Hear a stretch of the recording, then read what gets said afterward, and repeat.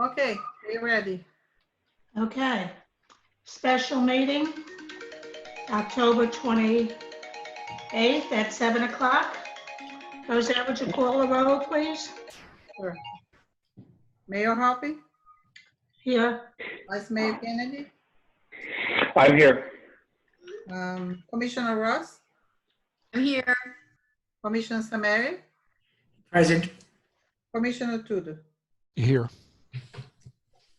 Okay, Commissioner Samaria, will you lead us in the Pledge Yes. of Allegiance, please?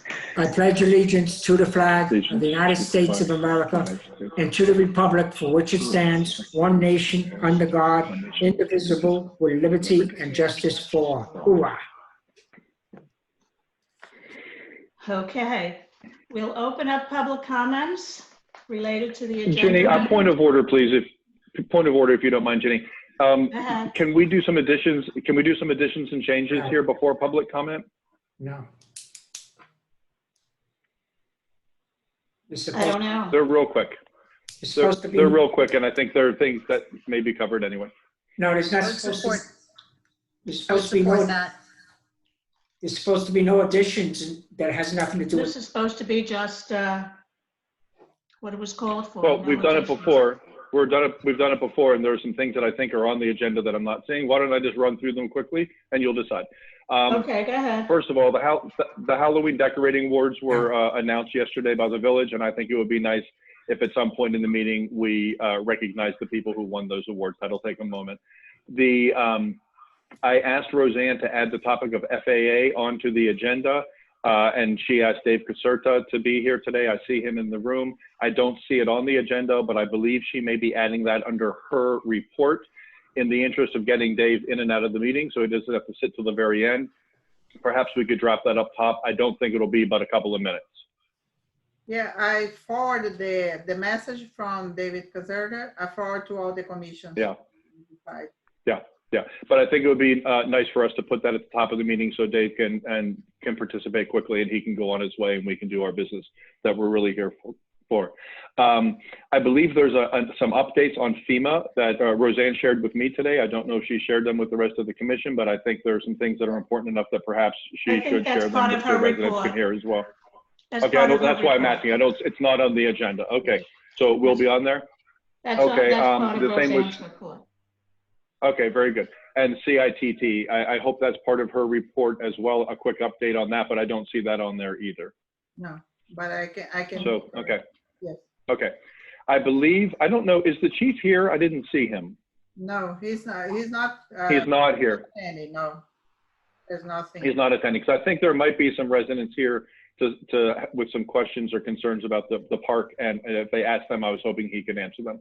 And then the last thing real quickly, Ginny, is when we get to number 6, solid waste, I think it might be a good idea if we moved 6B and change that to 6A. So we discuss the contract extension first, get that out of the way, and then we can go on to the meat of the matter.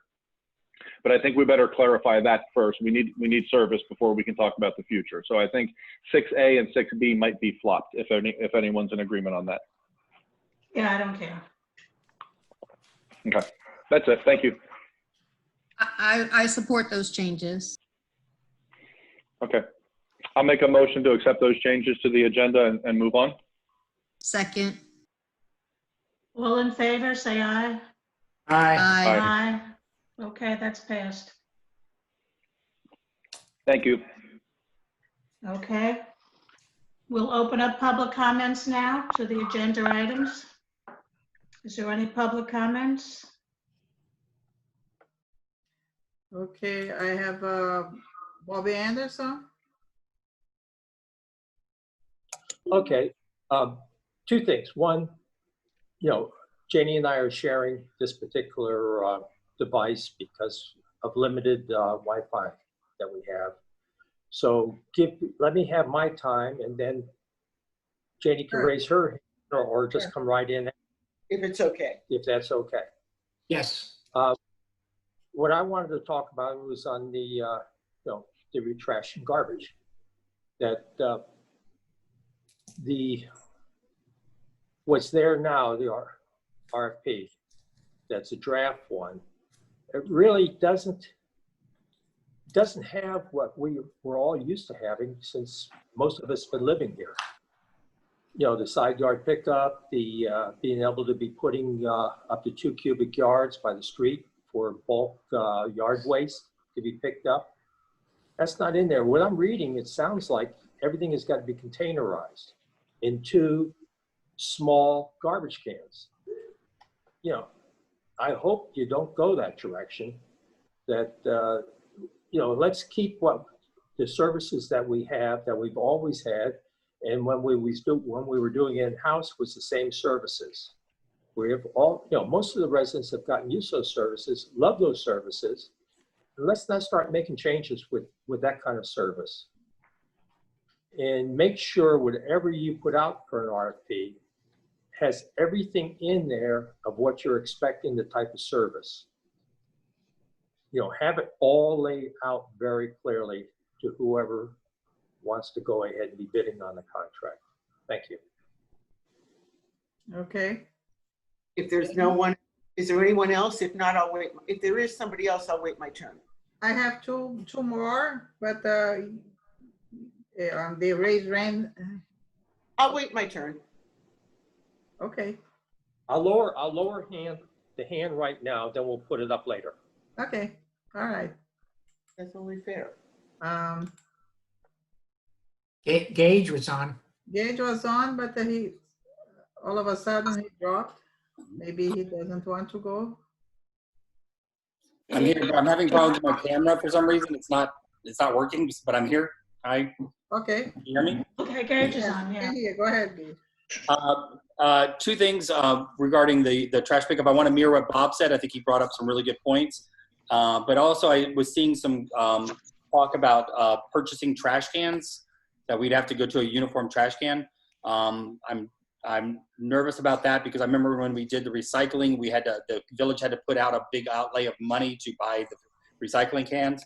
So, and also everyone here has purchased garbage cans and, you know, has invested money already in trash cans. So hopefully that does not become something that we have to look into. Regarding the FAA, I, you know, saw the note today or this week that they're going to go ahead and implement the new guidelines immediately.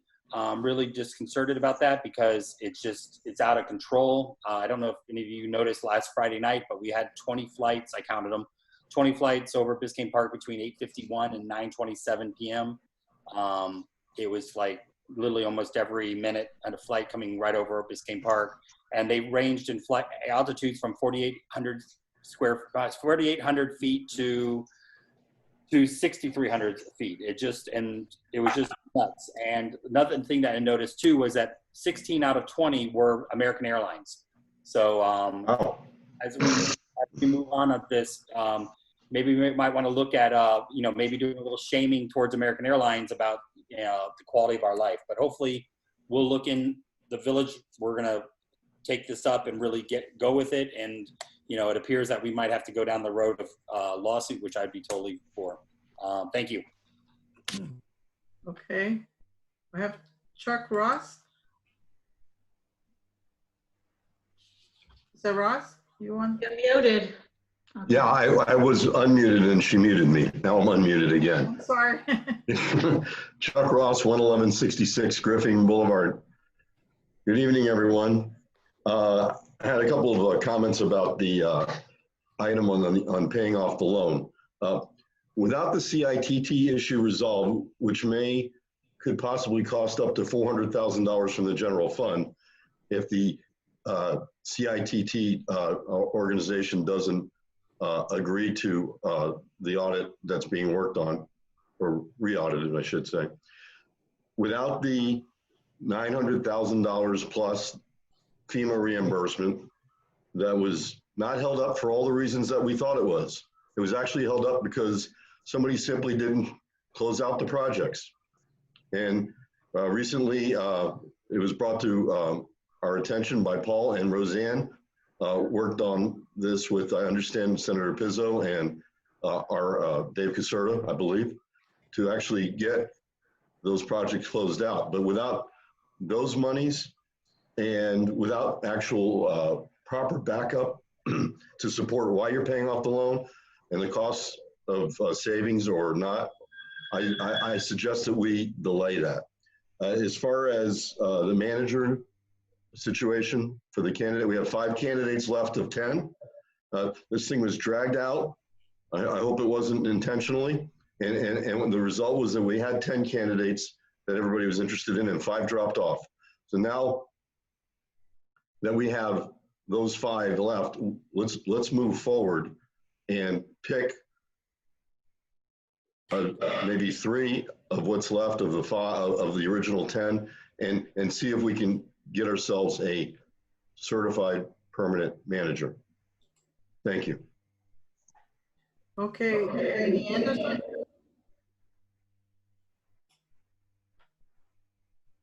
Thank you, Jeannie Sure. Anderson, place in 119th Street.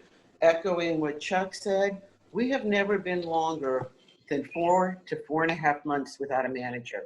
We're now in month number 9, and it's showing no commission before you guys has done this, and that includes an election year. I want to thank David Caserta so much for being here tonight. David, it is so great to have you advocating for us on myriad issues. We are very lucky to have you. Moving over to sanitation. There was a comment made, I believe, at the last commission meeting that we may be the only people who have side yard pickup. In recently looking at Miami Shores, not only do they have side yard pickup, they don't allow cans in the front. Now, I understand they have a significant alleyway network, but that's not every property. And they still have that side yard pickup, so they don't have the aesthetic situation where we now have cans that sit in the front yard 24/7. Please, let's not make it worse by eliminating side yard pickup. The quarterly extra trash pickup, it was wonderful when it first started and so many people took advantage. Now I'm not sure you need a hand to tell how many people actually take advantage of it. I'd rather see that go to 1 regular time per quarter we get to have double. That seems like it would work far better because and people seem to be advocating for that too. Recycling. Look, it all makes us feel good to recycle. It's the right thing to do. But I'm wondering, is that still the case? We hear mixed messages about how things get combined together. There's no market. We might want to look further into where the capital outlay, does it really make sense to stick with recycling? Thanks. Okay, Mike Eaton? You are muted, sir. Hi, everybody. Can you hear me? Yes. It's okay. Great. My name is Mike Eaton. I'm a neighbor from San Souci. I'm part of the Sky Justice Miami group that has been fighting the FAA situation for the past 10 plus months. As Gage mentioned, the FAA has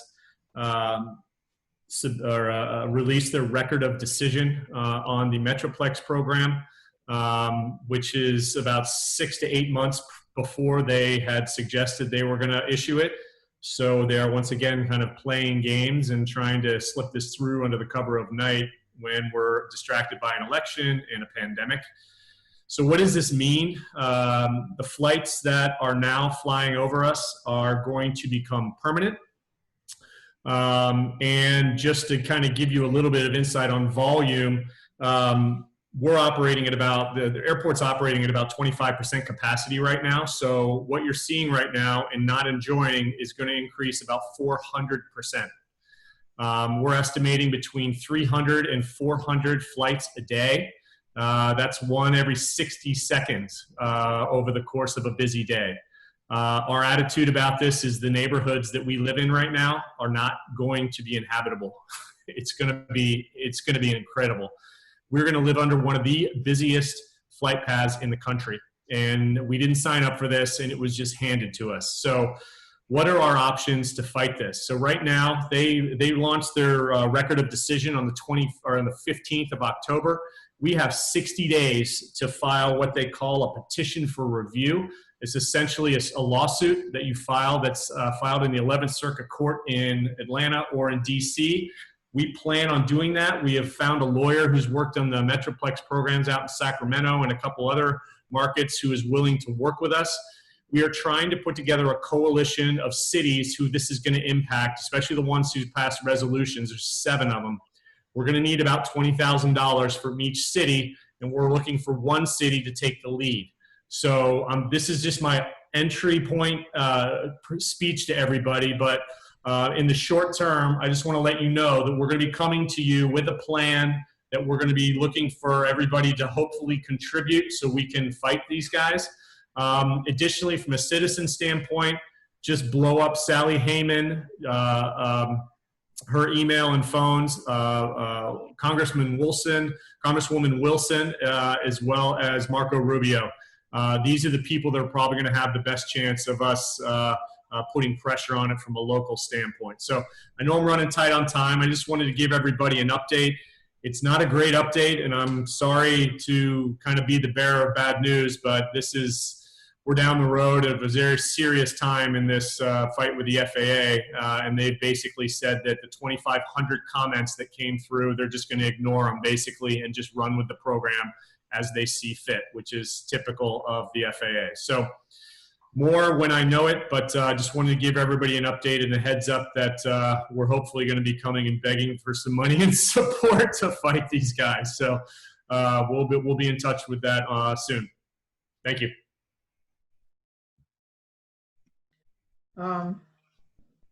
David Raymond. Hi, good evening, everybody. I say this to the current commissioners and those of you who will be commissioners, and to one of you who will no longer be a commissioner.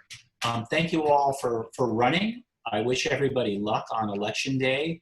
And for those of you who will be stepping into this job, to just sort of echo what Janie said about the manager, please, whatever you do, hire a manager as soon as you can. We're losing people, as you know, that were in the first batch. You had a selection committee, who came up with 10 names. Those people are gone. I know some of the commissioners wanted to wait until November for the new commission, which has sort of just happened by default. But please don't wait for the beginning of the year, the end of the year, Christmas, Easter. Please hire somebody as soon as you can. In terms of Waste Pro, I know you're looking at different options, and I know people are talking about different schedules.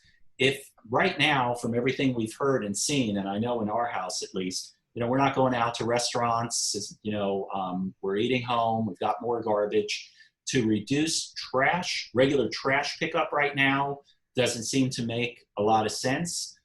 Maybe you can put a provision in there if you're thinking about that to look at that again, on an annual basis to change the schedule or something. But for right now, I would urge you to keep it at 2. And also to find out, we got some kind of, information when Waste Pro was presenting in the past about the recycling and whether or not it all goes into the same truck and into the same bin at the end. If that's in fact the case, it'd be really nice to know that all out front for those of us who are diligently washing out our plastic bottles and putting stuff in recycling. If it's all going into the same bin, I don't know why we're bothering to do that. At any rate, the FAA, also, I would echo whatever we can do to not have the planes fly over here. That would be wonderful. We came from the beach, and in the beach, we were in a flight path, not direct, but sort of. And there were times you were sitting outside enjoying the beautiful evening, and the planes were just buzzing overhead. So anyway, thank you, and good luck to everybody on Tuesday. I see Dan Schneider. Yeah, Dan. Let me unmute you. There you go. Hi, Dan Schneider. Can you hear me? Yep. Okay, Dan Schneider, 11705 Northeast 11th Place. I want to talk about the manager. I found out today that originally we had 10 candidates apply for the job of village manager. I found out today that 5 of those candidates, including our own police chief, have removed themselves from the running for that job. Commissioners don't have a lot of responsibilities, explicit responsibilities, but hiring a manager is one of them. While David was very polite and said, please hire a manager, I'm going to demand that you do the job you asked for and hire a manager. We had problems with Waste Pro. We have now this problem with the FAA, and we have 3 commissioners who prefer to play games and not hire a new manager until after the election. You guys are stalling, you're dragging your feet, you should be ashamed of yourselves, do your jobs.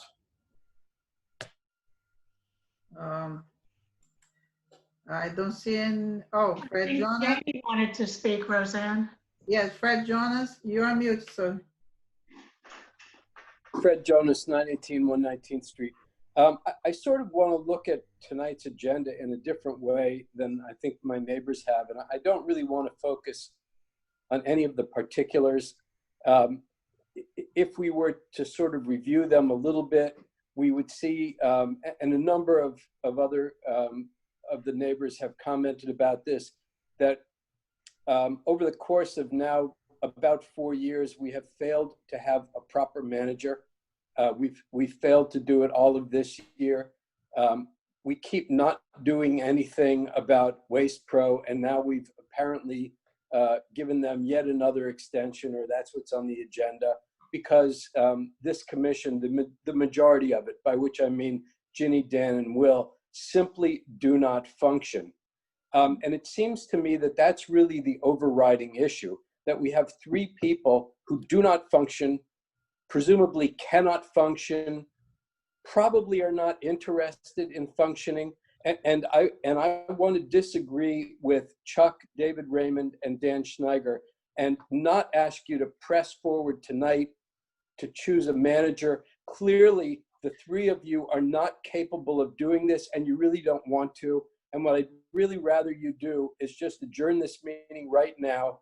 I hope that Will Tudor will think things over a little bit and realize that he should withdraw his candidacy and not agree to be a commissioner, and that Ginny and Dan will resign right away so that we can have a proper commission that is willing to form a vision, willing to do things, interested, and can move forward. This commission has made crystal clear for a long, long time that it cannot do this, isn't going to, and doesn't want to. So I'd really rather, instead of your addressing each of the particulars, just have you forget about it for tonight, and let's have a proper commission do it maybe next week or so. All right. I think Jamie wanted to talk, Roseanne, but I don't see her now. I don't see anybody else raising hands. Okay, we'll close public Mr. comments. Gonzalez, are you raising hand? I'm sorry. I see, no, it's not. No, it's not. No. Okay, Mayor, I think we don't have anybody else who wants to speak. Okay. Does David Caserta want to speak about the FAA reports while he's here?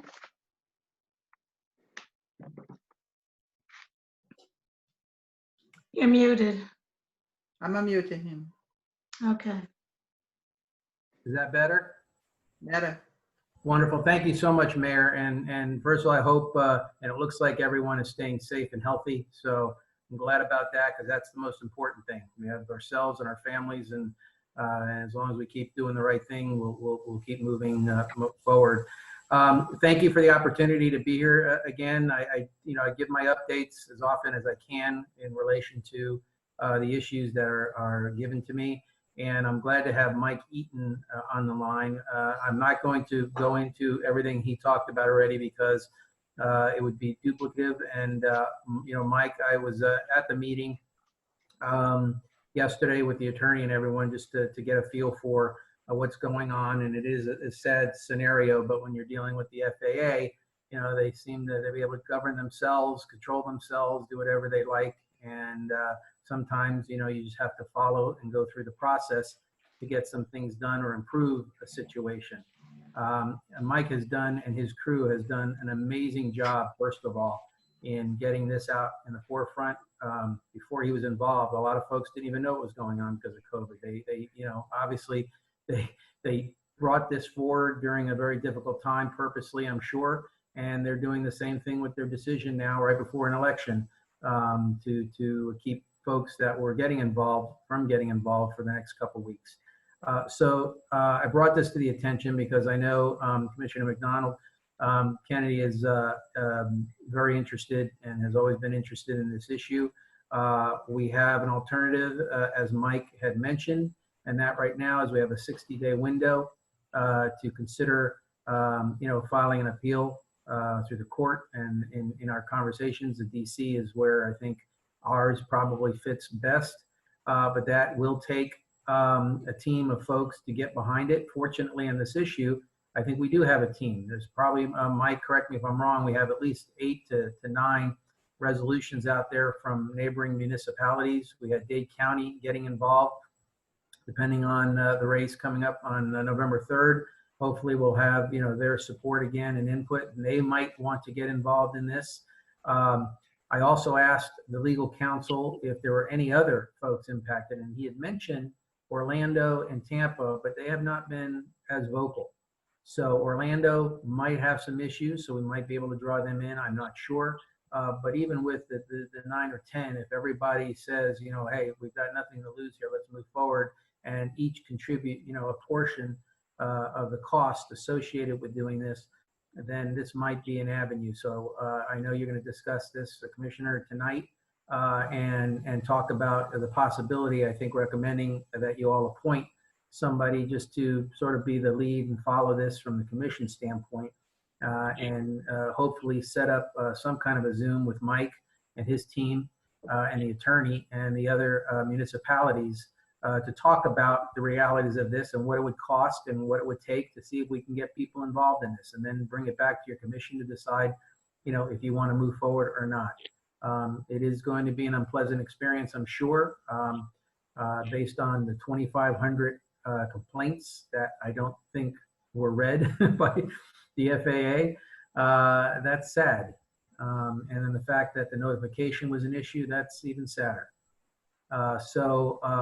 Just wanted to bring it to your attention so that you all can have a dialogue this evening, and hope that maybe we can at least move to a next step of setting up a Zoom call with the other municipalities. But it'd be good to have some kind of a lead for the village as we move forward and work on this. Thank you. David, if you don't mind, can you speak a little bit about FEMA? Because I understood that the signature was not required before by FEMA. It was just... Well, so the meeting that was had the other day, yesterday, was a second and final meeting with FEMA before it gets sent to the state. And they basically were just going over the appeal and the decision they made, and that we were good with their decisions with regards to the various allocations that are coming our way. And correct me if I'm wrong, Roseanne, what was his name? Eric Waller? Eric Waller, yes. Yeah, he said that he would issue a letter to us outlining the breakdown. We expect, most of the payments to come before the end of the year. Those should be starting in about a week or two. I do want to thank, and we should thank the mayor. I know you followed up with our senator and on this issue, and that helps when our leaders in this community, do that. And so thank you very much.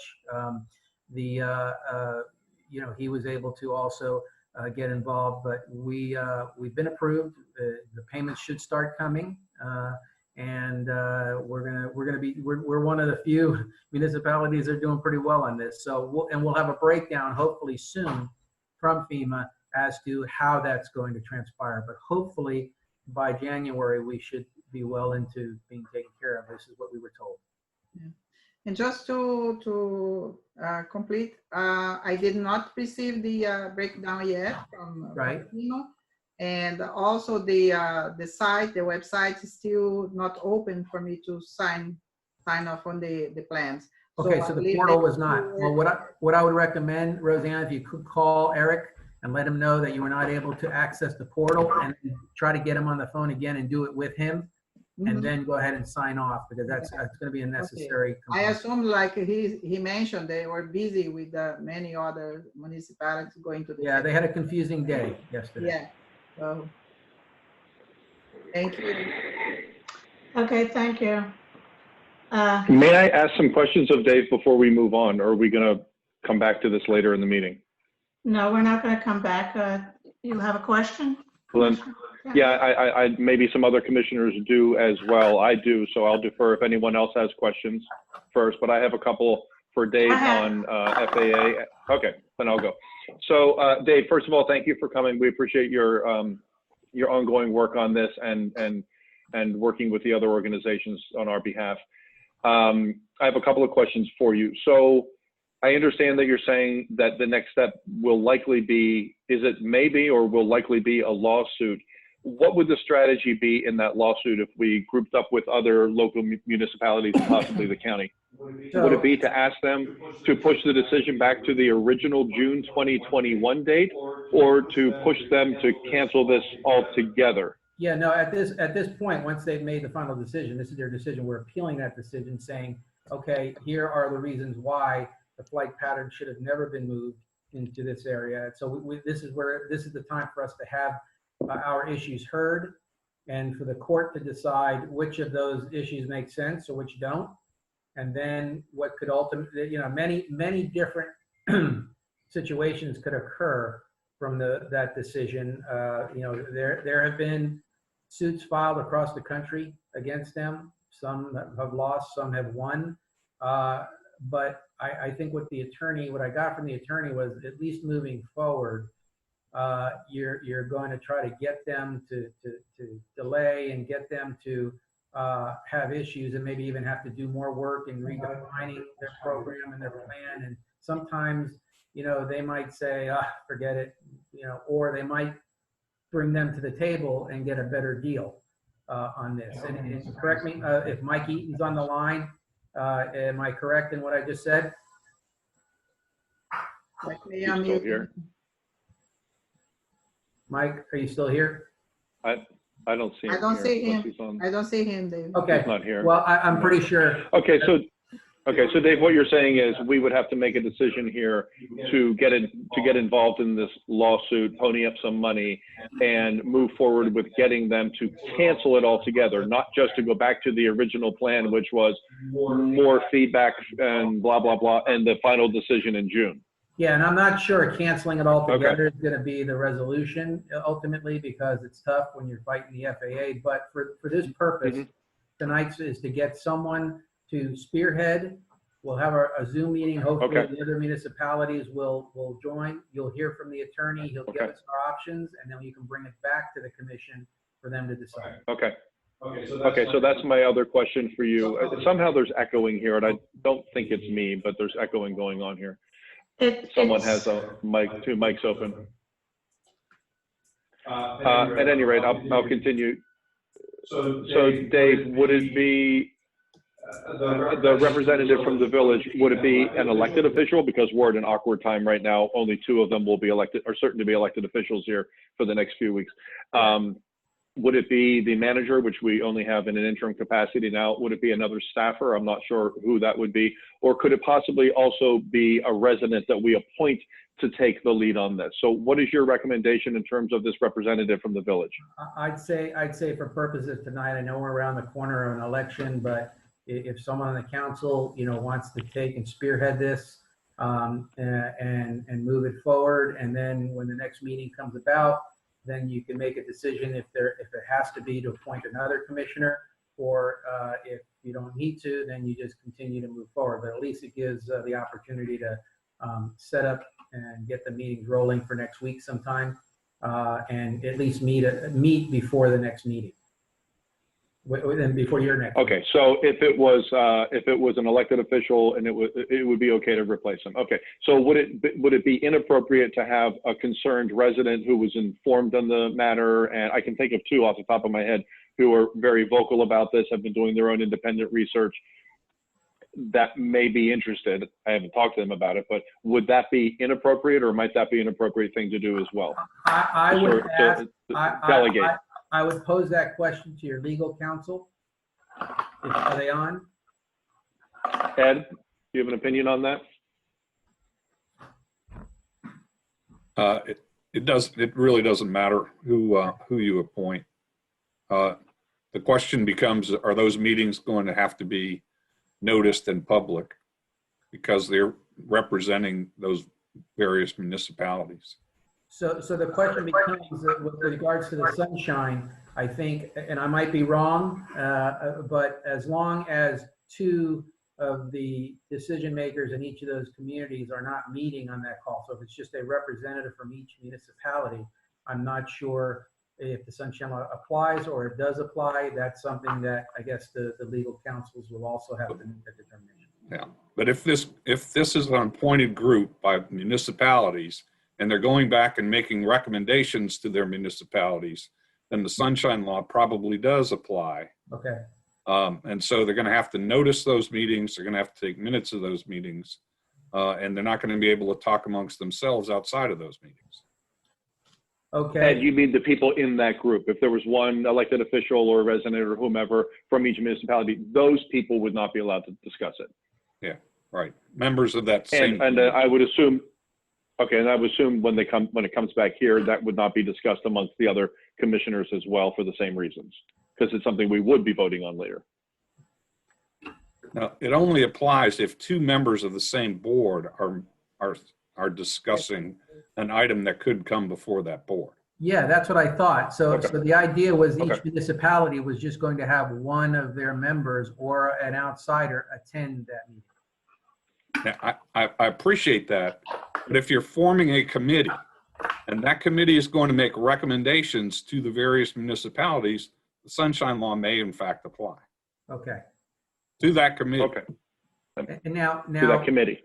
And once again, I'm just, because obviously we're in such a predicament now because of the decision they made.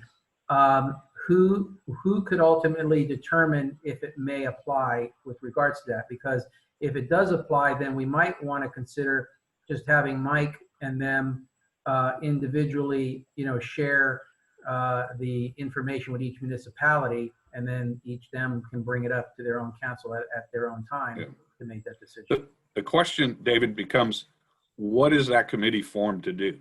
If it's to make recommendations, then it's a sunshine committee. If it's merely to get information and bring that information back to the municipalities, then it's probably not a sunshine committee. Okay, so would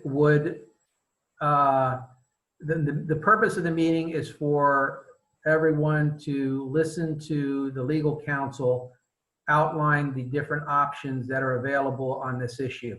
Yeah.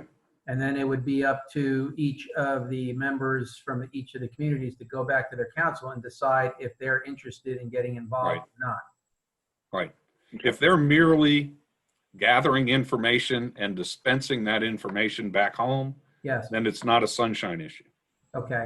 But if they're making, So back to my question. if the committee is making a recommendation, then in fact it is. Okay, yeah, I don't think so because. So back to my question, can it be a resident? Or does it have to be an elected official? It doesn't have to be an elected official. It does not have to be, because it's someone that we would entrust, whether it's an elected official, a staff, or a resident, to go there as our representative to gather information and report it back to us. So this is my understanding. Okay, good to know. This is my understanding. The committee, when I say committee, but the organization that Mike Eaton refers to is not anything that is actually formed. It's not a corporation. It's not anything organized. It's just a group of people getting together, and that's what they've called it. Are going to get on a line, and they're going to ask a member from each of the municipalities who signed a resolution to be on there to listen to the attorney outline the different options available to address this FAA issue. And then after the meeting is over, each of the members of the municipalities will go back to their respective communities and say, hey, these are our options. Do we want to participate or do we not? Okay. May I make a suggestion then? Because Dave, I understand it sounds like you're here tonight to ask us to, at the very least tonight, appoint someone to represent us at these meetings and to report back without obligation of any money or any kind of support. Really, right now, just the information gathering person and to report back. Correct? Yes, and also important. Okay, then I would. Ed does make a great point about the sunshine. Okay. I want to make sure we're complying. Okay, so given the awkward timing of this, in that there are only 2 elected officials here right now that are carrying over after next week, possibly, and we're in an awkward state of flux, I think it might be a good idea to not have one of us be that appointed person.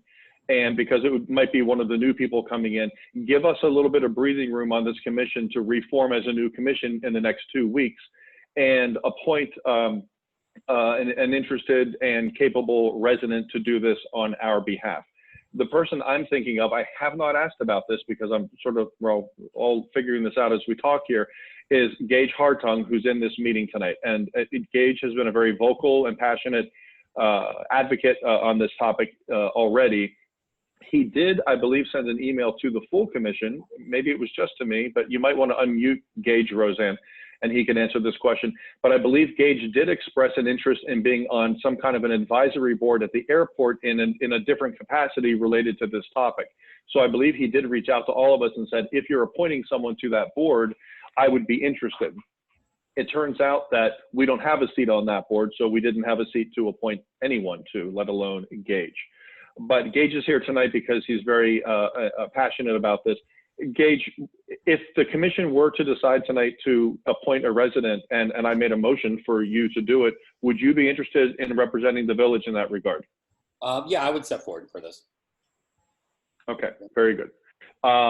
So I'll let the rest of you talk about other possibilities, and then possibly we'll get back to, if you all think it's a good idea, I'll make a motion to appoint Gage Hartung to be our representative for this information gathering position for the time being. And possibly we could change that later when a new commission comes in. Okay, Gage, I think Gage is a very good idea. And since he's willing to do it, Gage, wave your hand. Okay. That you're willing to do it. And I think a motion is in order, unless anybody has any other suggestions. Any of the other commissioners have suggestions? No, Vice Mayor Kennedy, you can make your motion. Okay, well, I'll make a motion. You guys can still discuss. I make a motion that we appoint Gage Hartung to be the village's representative to the local group of municipalities who will be discussing a possible lawsuit against the FAA in regards to the Next Gen project that's impacting our lives. And I'll second it. Okay. All in favor? Aye. Aye. I just wanted to make a brief comment, if I may, about Gage. As the chair of the Planning and Zoning Board, I think it's very appropriate for him to be a part of that, and he's a good selection. Thank you. Gage, I'll be contacting with you, and Congratulations, I look forward to working with you, and I'll be in contact with you. On Thank that. you, David. Just Roseanne will be able to give you my contact information. Thank you. Thank you. That's what happens when you show up in a meeting, Gage. You get I know. volunteered. I'm scared. You might want to check out of the meeting now. We have other things coming up. So we take a Okay, vote. Vice Mayor Kennedy, Thank do you, you want Gage. to list the Yes. Halloween winners? Thank Did you. we actually take a vote on that? Yeah, we did. We did. did vote We on made that. comment and, okay. No, we voted. That we should vote again. And no one was opposed. No one was opposed. Okay, Vice Mayor Kennedy. Okay. Do you want me? Okay. Let me pull something up. So Do you have the list of I the? just thought I do. I just pulled it up here on my computer. So I think it's Okay. fitting that we announce the winners of our Halloween contest, which I hope is the first annual Halloween decorating contest that were announced yesterday. Before I announce them, I should just make a note that the village looks fabulous here for Halloween. The spirit of Halloween is all over this village. It's a wonderful thing to see. People were very enthusiastic about this contest. And I want to thank Isa and Lizzie, two of our staff members who acted as the judging panel for the awards. That was kind of thrown at them last minute, so I appreciate them doing it, and I think they did a great job. So Roseanne, thank you for coordinating that with those two of your employees. So we had 3 categories, and here are the 3 winners. So the first category was Scariest House, and the award went to Jessica Steinberg and Beto Romero. They live at 1010 Northeast 117th Street. There's a description that I won't read that went out in the e-blast, but Beto is a serious Halloween guy. They live around the corner from me. So for the 5 years we've lived here, Dan and I have really, really enjoyed watching Beto outdo himself every year for Halloween. And when they found out about the contest, he was in the game and took it very seriously. And they put together a house of torture in their front yard. So if you're squeamish, you may not want to walk down 117th Street between now and Halloween on Saturday, because it's kind of creepy over there in their yard with a guillotine and electric chairs and all kinds of creepy torture devices in their front yard. congratulations to Jessica and Beto. I should also mention that the village had some signs made, and they're in the winners' front yard, so you'll know the yards when you see them. And I asked them to take some pictures of the winners with their signs to send into the village as well. So congratulations. Best Scariest House goes to Jessica Steinberg and Beto Romero. The best decorations for kids goes to Karen and Steve Bruce at 11305 Northeast 10th Avenue. Karen, in particular, was so incredibly enthusiastic about these awards. She is a serious, serious Halloween person. They're very disappointed that they won't be passing out candy to the hordes of kids that come to their house on 10th Avenue this year, but she was very, very happy to put together a pumpkin patch and all kinds of other wonderful things that are specifically for children to enjoy the holiday. So anyone who's listening who has kids, go down to the corner of 113th and 10th Avenue, and you and your kids are in for a real treat. I walk past there a lot, and in the evenings especially, I'm already seeing kids there playing in her pumpkin patch, and it's really pretty adorable. So congratulations to Karen and Steve Bruce for winning Best Decorations for Kids. And then we had a third category, and that was Best Hand-Carved Jack-O-Lantern. Now, my husband thought he was going to win this award, but it turns out that there are neighbors around the corner, Jenna Cohen and Xavier Carville, at 1009 Northeast 117th Street, they're directly across from the House of Torture, the scariest house, directly across the street. And they went jack-o'-lantern crazy. So they carved a whole collection of very, very creative jack-o'-lanterns. They are very skilled pumpkin carvers, I will tell you. It was pretty impressive. So you will go by there and see a whole collection of jack-o'-lanterns out by the street. And they told me today, Jenna told me today that because the pumpkins go bad, they're going to be carving some more for Halloween. So in addition to the pumpkin, the jack-o'-lanterns that you see in the picture that Xavier and Jenna carved this past weekend, they'll be adding more as well. So congratulations to Jenna and Xavier for the best hand-carved jack-o'-lanterns. So, and again, thanks to everybody in the village for participating. These kind of events really make Biscayne Park such a special place to live.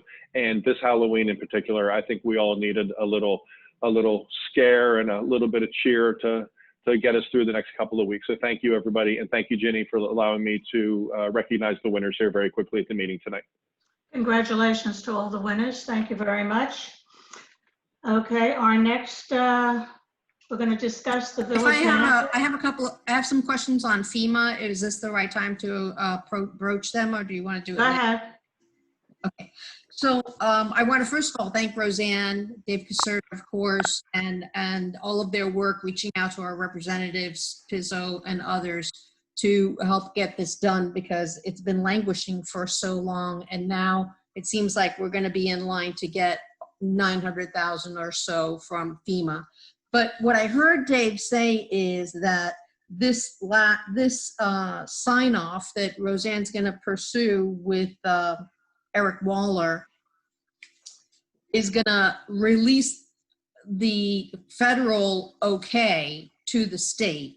And now I'm wondering, okay, so now the Fed's saying, state of Florida, we already gave you all this FEMA money. Now it's okay for you to release it in stages, however the stages are that they describe.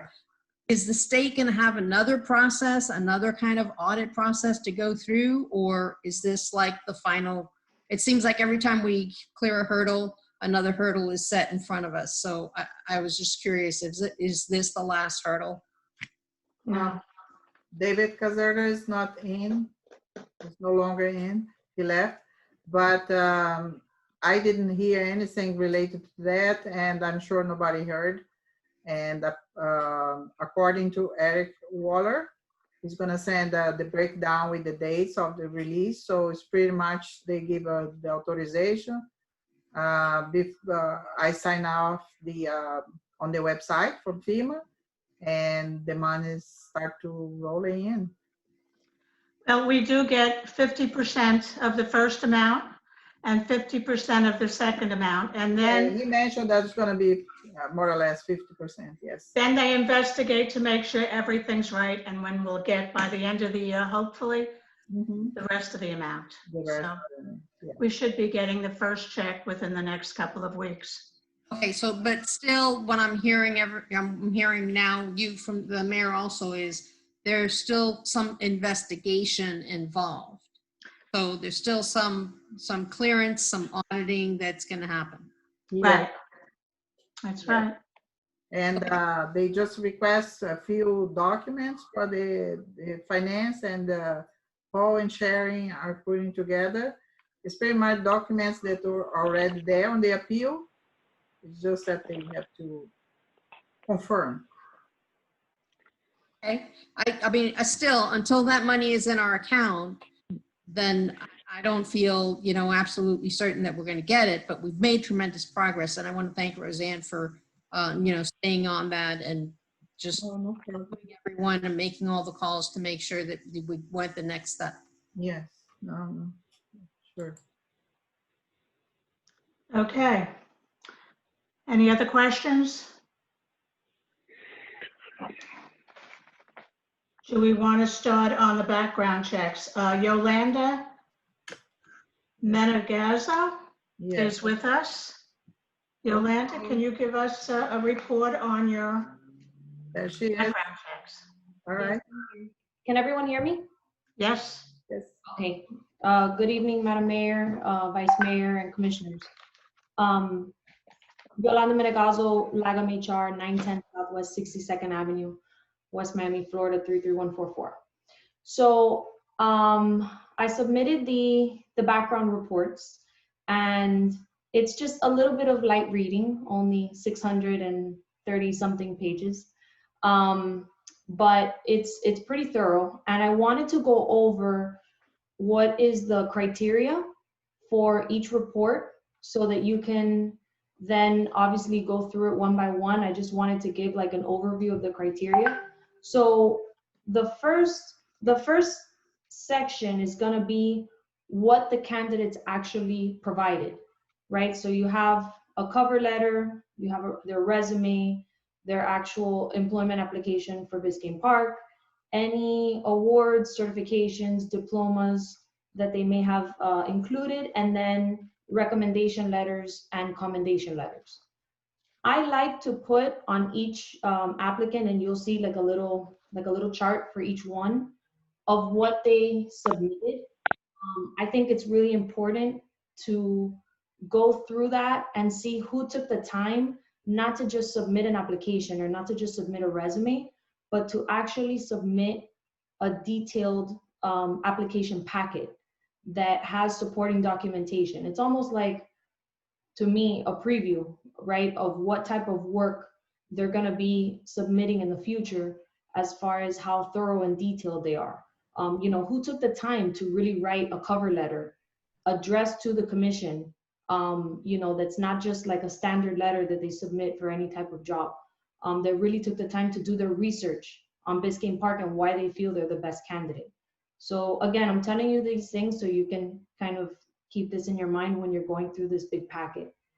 Now, when it comes to the comprehensive background check report, this is a lot of information. It has criminal history, it has driving history and accidents, it has any records of liens, foreclosures, judgments, any eviction history. If they're on the global watch list, you don't have to worry. None of your candidates are on a global watch list. Any business affiliations that they have.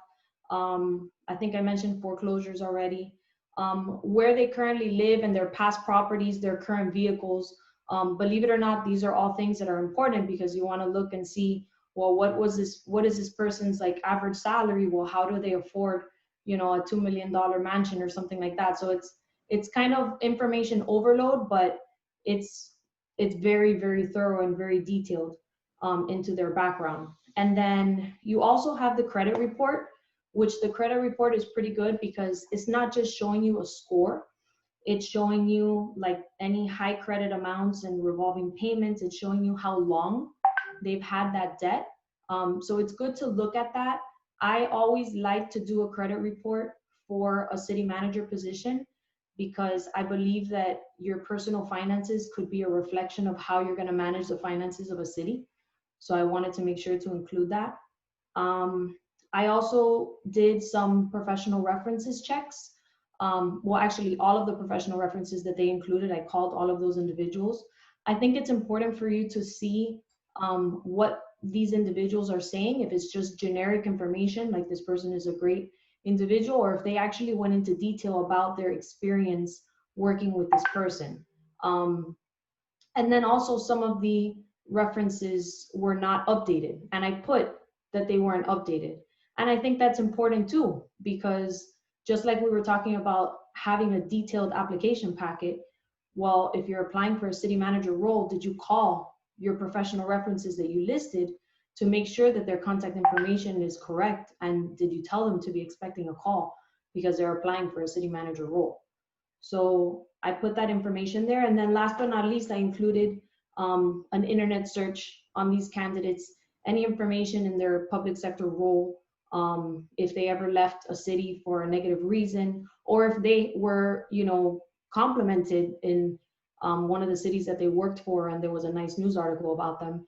And I also included if they have a LinkedIn profile, and I included the LinkedIn profile just because I wanted to see if these candidates are active in connecting with other public sector professionals. You know, so that's pretty much the overview of the packet that we have. And if anybody has any questions individually about any of the applicants, I think it would probably be best if you give me a call, and Acting Manager Prado can give you my contact information. If you have any questions and you want to really, you know, dissect it, I'm happy to answer any questions. Okay, if I can ask you a question, please, Yolanda? Yes, ma'am. I've read a million background check reports, and probably not a million, but maybe New York does things differently. I've never seen it where you have pictures of houses that they live in and condos and prior owners of cars. Why do you do all that? Prior owners of cars when they buy a car, and who owned it before, and the same with the home. Well, this again is what's called a comprehensive background report. It's the most detailed report that you can pull. So it's gonna provide the history of this applicant or this individual on absolutely everything, from ownership of homes, ownership of cars, to if they had a foreclosure in one of those properties, anything at all that's part of their background. It's in there. But why pictures? Why pictures of where they lived and condos? That's how the report comes out. I mean, trust me, I didn't take the time to, like, you know, copy and paste pictures of where they live. That's how the background check report comes out. It's very, very detailed. There's some information on there that's very relevant, and there might be others that's not relevant to you that you can skip over. It's gonna be the most important aspects are the different, like the criminal history, the driving history. We have a few candidates that like to speed a little bit, but that's okay. Nothing too serious. So, you know, there's some good information on there. Does anybody have any other questions for Yolanda? I do, Ginny. Go ahead. Yeah, please. Yolanda, first of all, thank you for doing this for us and for attending tonight so we can ask you these questions. The first question I actually have is for Ed. Ed, if you would unmute yourself. So Yolanda just offered us the ability to call her if we have any questions. Is that okay with you? Am I allowed to call Yolanda and talk to her outside of the meeting? And Absolutely. Okay, thank you. And Yolanda, will we, if we do that, are we going to be charged extra? Is that part of what we already paid you for? I will not charge extra for that. Okay, thank you. I have to ask. It's not my money we're spending, so I always ask those questions. So Yolanda, a couple of questions about the reports themselves. The first is, I don't see any social media information in here. And I asked not because I was particularly interested in seeing it all, but because two of the commissioners were very specific in their request to Roseanne that be included. Ginny and Dan, if you'll recall, at the meeting where we approved Roseanne to hire Yolanda, you guys both were pretty clear that you wanted a social media report. I'm not sure what that would look like, but it's not included in here. Were you requested to provide that for us? Yes, and I did do an internet search to see if they had social media accounts, And if I didn't provide it, I didn't see it there, but let me go back. I have another report that I can pull that includes social media, and I'll include it again as an attachment. If they have private profiles, it's going to be very difficult to get that. Understood. I will do my best to go back and see if I can pull any further detail on social media. Okay, I'd appreciate that. Thank you. Only because I was expecting it to be part of the package because Jenny and Dan had asked for that. Another quick billing question, Yolanda. We paid you to do 10 candidates. I'm assuming we're still paying you for the 5 that dropped out, or how does that work? No, I told the manager that I would only charge for the 5. I mean, I was in contact Okay, thank you. with candidates, but I feel it's fair to only charge the ones that I spent more time on. Okay, I understand. Thank you. That's very nice. And I think it's only fair that people get paid for work they do. So if you and Roseanne agree that you should be paid something for that, I think that would be appropriate, but that's not my decision to make. But I would certainly never ask people to do work for nothing. Ed, another question for you. Are these background reports now part of public record? Because residents are watching and they're going to hear us discussing these. If a resident requests them, do they get a full version of these? Do they get an edited, redacted version of these? How is this now part of public record? If we receive a request, somebody's going to have to go through and make sure that what needs to be redacted is redacted, like social security numbers, those types of things. Okay, very good. Just want to make sure people are clear on that it is available to them. So Yolanda, a couple of questions. Someone say something? That there are definitely social security numbers on there. Yeah, okay. Yolanda, the report. So I went through this and it's a lot. And I found a lot of it to be not unuseful, just kind of confusing to me. It was a bit overwhelming because, for example, we have a candidate by the name of Mario Diaz, and I felt like I was looking at more information about a whole bunch of different Maria Diaz's and Marina Diaz's and Maritza Diaz's, and anybody in Florida with the first initial M and the last name Diaz, I felt like I just got their whole life story here tonight. So there's a lot of extraneous stuff in here that if I'm understanding what I'm looking at, in the case, I'm going to use Mario Diaz as an example. This happens with all of them. I feel like I'm looking at a lot of information about people who aren't them, and I'm not clear what's really connected to these people and what's really not, because there's a key that's used in here under match indicators that indicates if things are an exact match, marginally matched, not matched, not available on record. And I can't understand that key. I can't understand what that's indicating to me because I can't find a key anywhere unless I missed it in this report. So can you clarify that for us, what these little symbols mean? And because what I'd really like to do is just go through here and throw out all the stuff that has nothing to do with Mario Diaz and these other 4 applicants so I could look at it more closely without having to sift through all of this. That's a great question. So, and I had explained that to Roseanne earlier today. There's going to be some individuals on there that are listed as like possibly affiliated with that individual because they have an extremely similar name and possibly even same date of birth. And as I'm sure you're aware, sometimes if people have a really negative history, they'll change their name.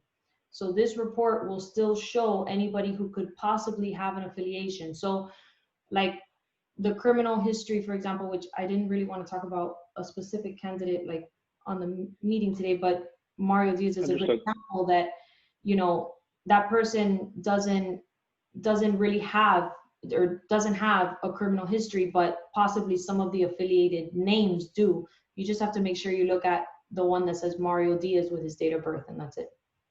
Okay. I guess what might be helpful, I guess what I'm really going after here is what might be helpful is if there were, I understand this is the detailed report, if there was just a cover page for each one of them that kind of like, I don't know how you would do it without inserting your own opinion in here or being subjective, but would sort of point out like a red flag report, you know, here are the big, because I don't need to know every car that Mario ever owned and who owned it before him, and you know, and all of these other things. I'm really just looking for the meat of it. Yeah, that's the thing that would then, because maybe what's a red flag to me is not necessarily a red flag to you. I understand. Okay. And you know, me, I come from a law enforcement family, right? So I'm gonna have a lot of red flags. But maybe there are certain things that other people don't really find to be a red flag. So I would recommend that I mean, again, you can call me and I'm happy to go through it and answer some Okay. And I Okay. think we can do After it. we decide tonight how we're going to proceed with these 5 remaining candidates, I may take you up on that offer, Yolanda. So thank you for that. Okay, those are my only questions for Yolanda. Okay, commissioners, Commissioner Tudor, do you have any questions? No questions, just more for clarification purposes. These comprehensive reports, this is kind of a standard comprehensive report that you usually see pulled on an individual, just to let the other commissioners know. You're going to get a lot of information in there that may not apply. It's just the way these reports are generated. But going through there, you may find key information in there that you may want to look into further. So I definitely would advise all my fellow commissioners to really look through everything closely. Commissioner Samaria, do you have any questions? You gotta mute yourself, Commissioner Samaria. Thank you. I just got this book tonight before the meeting, so I haven't had a chance to look at it. So at this particular time, I don't have any questions, but I definitely will look. I agree with the mayor. Some of the stuff that's in here really didn't need to be in here, in my opinion. But it's better to have more than to have less. So I don't have a problem with that. And I probably will call you, Ms. Yona, after, we decide what we're going to do and I get a chance to look at this, but otherwise it's thorough. So definitely I have no questions right now. Okay, Commissioner Ross, do you have any questions for Yolanda? Not really a question. Being in the bankruptcy field, I see the comprehensive reports a lot. And as more data points are collected now, on the internet and throughout, they get incorporated into these reports. So what used to be a 7-page comprehensive report is now a 23-page report with pictures. And you just have to know what to sift through in order to highlight the important things. But it's very useful and there's good information in there. I think the credit score is important. I think foreclosures or bankruptcies are things that we should be looking at because you want someone who could manage their own finances before they manage ours. With regard to the rest of the reports, I really appreciated that you reached out to all of the references and gave a summary of your conversation with them. That's something that we wouldn't have had without your expertise in doing that. So thank you. I'm satisfied with the reports and I appreciate your efforts in it. Thanks, Commissioner. Okay, is there no other questions for Yolanda? Are we going to have a meeting to interview these people, or are we going to eliminate any of them tonight? If I may, Mayor, my suggestion is this has been a long process. The first application came in on June 13th, over 4 months ago. And as we've seen, people move on with their lives and they can't be held in suspense because that's not the way the world works, even in a pandemic. I would like to move forward with a selection. I think that it's important to send a signal to the candidates that we like to say, we're giving you serious consideration. And I think it's important to release those candidates that we are not giving serious consideration to. So what I would like to see us do tonight is at least bring this down to 3 candidates to be interviewed. And whether we interview them now or before the election or it happens after the election, at least it sends a signal to people who were waiting for some response from us that we're moving forward in our process. And we can't just wait till they all drop off and find some other situation for themselves. I think it's important for us to make a move, and the move is tonight. Madam Mayor, point of order. Yes, go ahead, Commissioner. I thought I muted myself. I think that there's only 5 candidates left. I think that if we can interview all 5 candidates, the way I was going to suggest it when it was 10 candidates was going to follow the same step as the Managers Committee for Biscayne Park did and ask how many commissioners want interview, say, Mario Diaz. And if we have at least 3 people that want to interview, then it will go step forward to the interview process. But since there's only 5 candidates, I think that we can do all 5 candidates in a special commission meeting, and then and then after that, we can get it down to, I agree with Commissioner Ross, down to 3 people. So I think that we can do this within two meetings.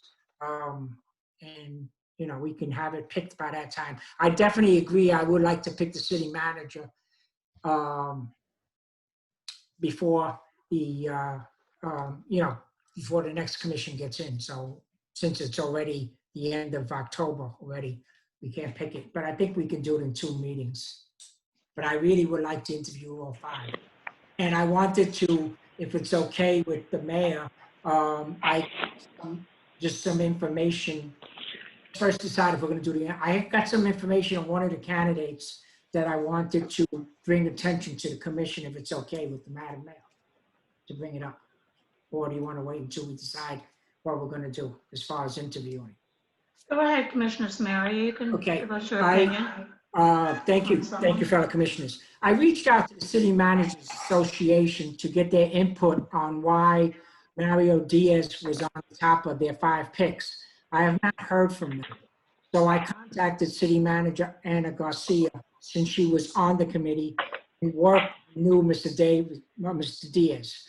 After a long discussion, she supplied me with some information that I would like to share with the residents of the commission. After I read this, I instructed to the clerk to give it to all the commission what I found out. I found out he has an outstanding relationship with county officials, county agencies, and city managers throughout Miami-Dade, including Ana Garcia. These relations are key and would greatly benefit Biscayne Park. Mr. Diaz also established a solid relationship with the chief of police in the city that he works.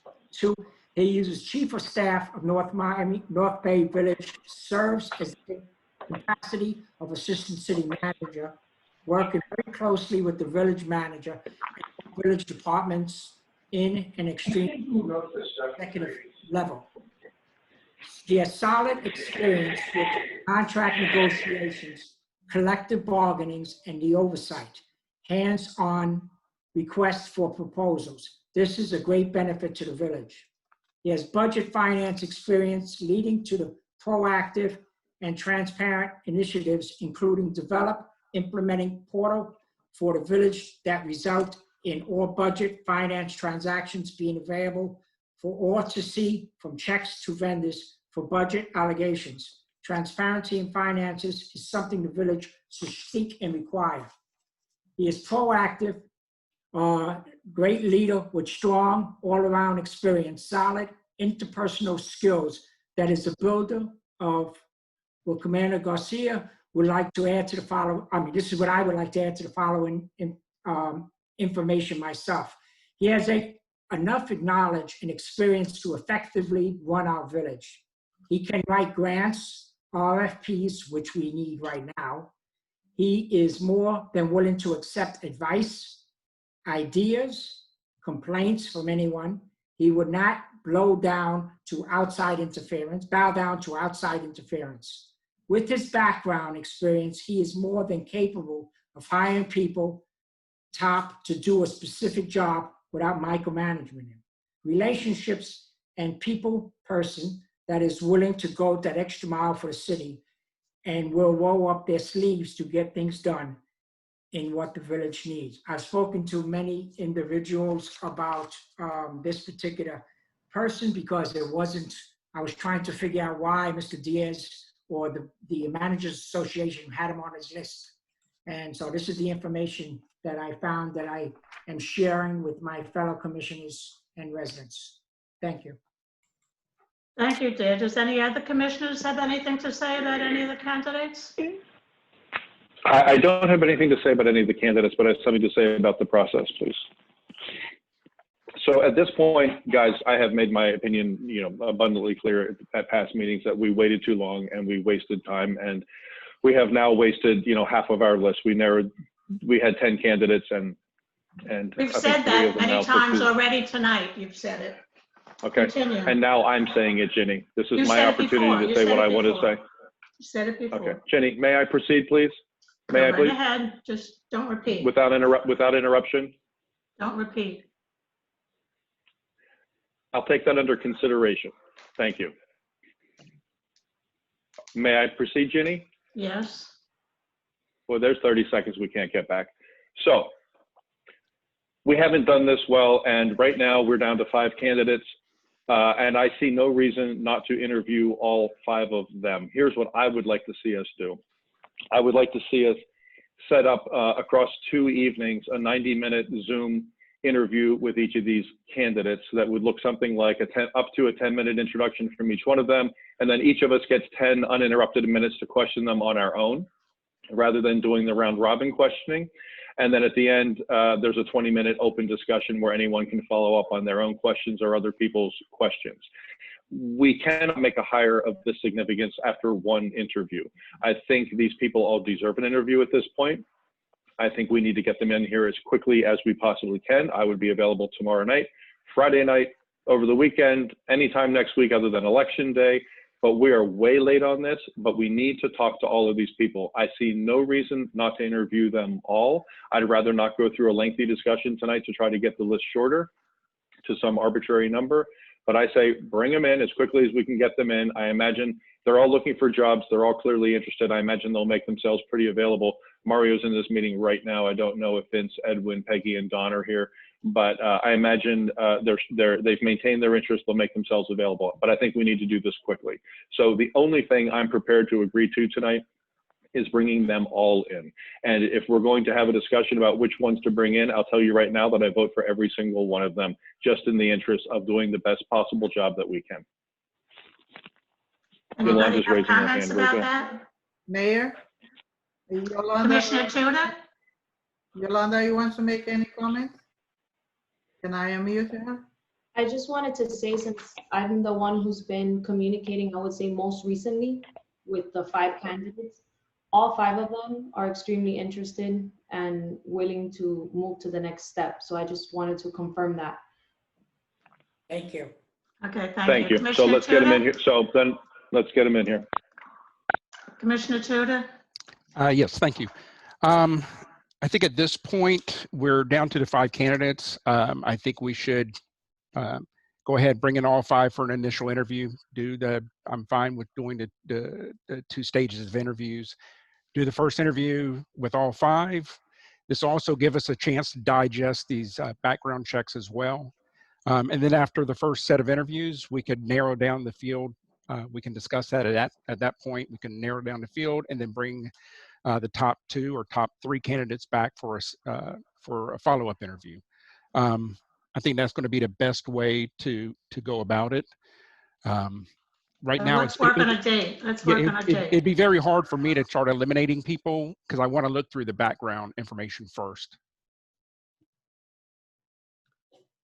Okay, does anybody have a suggestion for a date? November 5th is Thursday, next Thursday. Anybody I don't else? see a reason. I'd rather look at it this way. I'd rather each of us right now say out loud what evening, starting tomorrow, we would not be available through next Friday. So I'll tell you right now, I'm not available on election night. That would be the only night. And then Roseanne will know what evenings we're all available and have her reach out to them first thing tomorrow morning and set them up. And if some of them are available tomorrow, I'll log on to a virtual meeting and do this tomorrow. But I think we need to speed the process up. So there's no reason there's no reason I need to wait. I have a question through the mayor. I have a question for our attorney. As I understand it, the state order is only good through the end of this month. So as of November 1st, can we have these virtual meetings? They're not.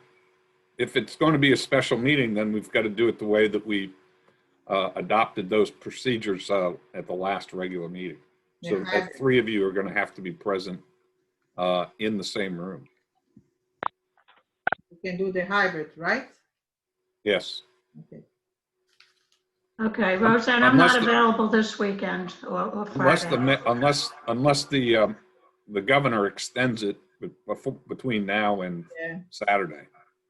last minute, like this time, right? Are we talking about having a And virtual? Are we does talking the about candidate have having to the be at the candidates hybrid? at a virtual meeting No. at all, Ed, or can they be in person? What's They can be Ed? virtual. Ed, can you? Well, our again? hybrid suggests that only 3 of you be present, Right. but everybody else be on Zoom. Good. That's perfect. So I'll offer up my schedule. I am free every evening this week in person. But next week I would have to go virtual Monday and Tuesday. Or I'm sorry, Monday. And the rest of the week is fine. So Rock, you're available every night starting tomorrow night through next Friday, virtually or in person, one way or the other, you're available every night. Yes. Okay. So Rox is completely okay. Max only not available on Tuesday. Ginny, when are you not available starting not tomorrow through available. next Friday? I'm available all next week. What about tomorrow and Friday? No, I'm not available. I actually would be available Dan? tomorrow night, but not Friday. You could be available. I Okay, could so be you're not available available. tomorrow night. Friday's the only night. Okay, so Friday's the only night you're not available. Dan, when are you not available starting tomorrow through next Friday? Since I just got the I need to look at this background information before I can even do an interview. Yeah, but when are you available? Are you available tomorrow or? No, not tomorrow or Friday. No? Okay, then all next week is okay? Yeah, I'm available. Yeah. Will, when are you not available? Yes, I'm available for any time after next week. Okay. Commissioner Tudor? Yeah, I'm available any of the nights. I mean, I know we have the election on Tuesday, but if we need to do interviews on Tuesday, that's more important. So I'll be there for that. I just want to point out, Ed, please correct me if I'm wrong. To have the meeting tomorrow, we don't have enough time to advertise. We can't do tomorrow anyway. Dan's not available. Yep. No, she said. So we can't do it this Talking week. about next week. We can't do any this week because Ginny and Dan are. Well, point of order, Mr. Attorney, don't we have to advertise this since it is a public meeting? That's what Roseanne's trying. We have to post notice. We don't advertise in the newspaper if that's what you're asking. No, we have to post it, right? We have to post notice. A reasonable notice is what's required. You could certainly post tomorrow for Monday and any other time next week if that's what you want to do. Okay. So here's the bottom line, guys. We cannot do Thursday. We cannot do tomorrow or Friday because Ginny and Dan are not available. So that means all of these will have to happen next week.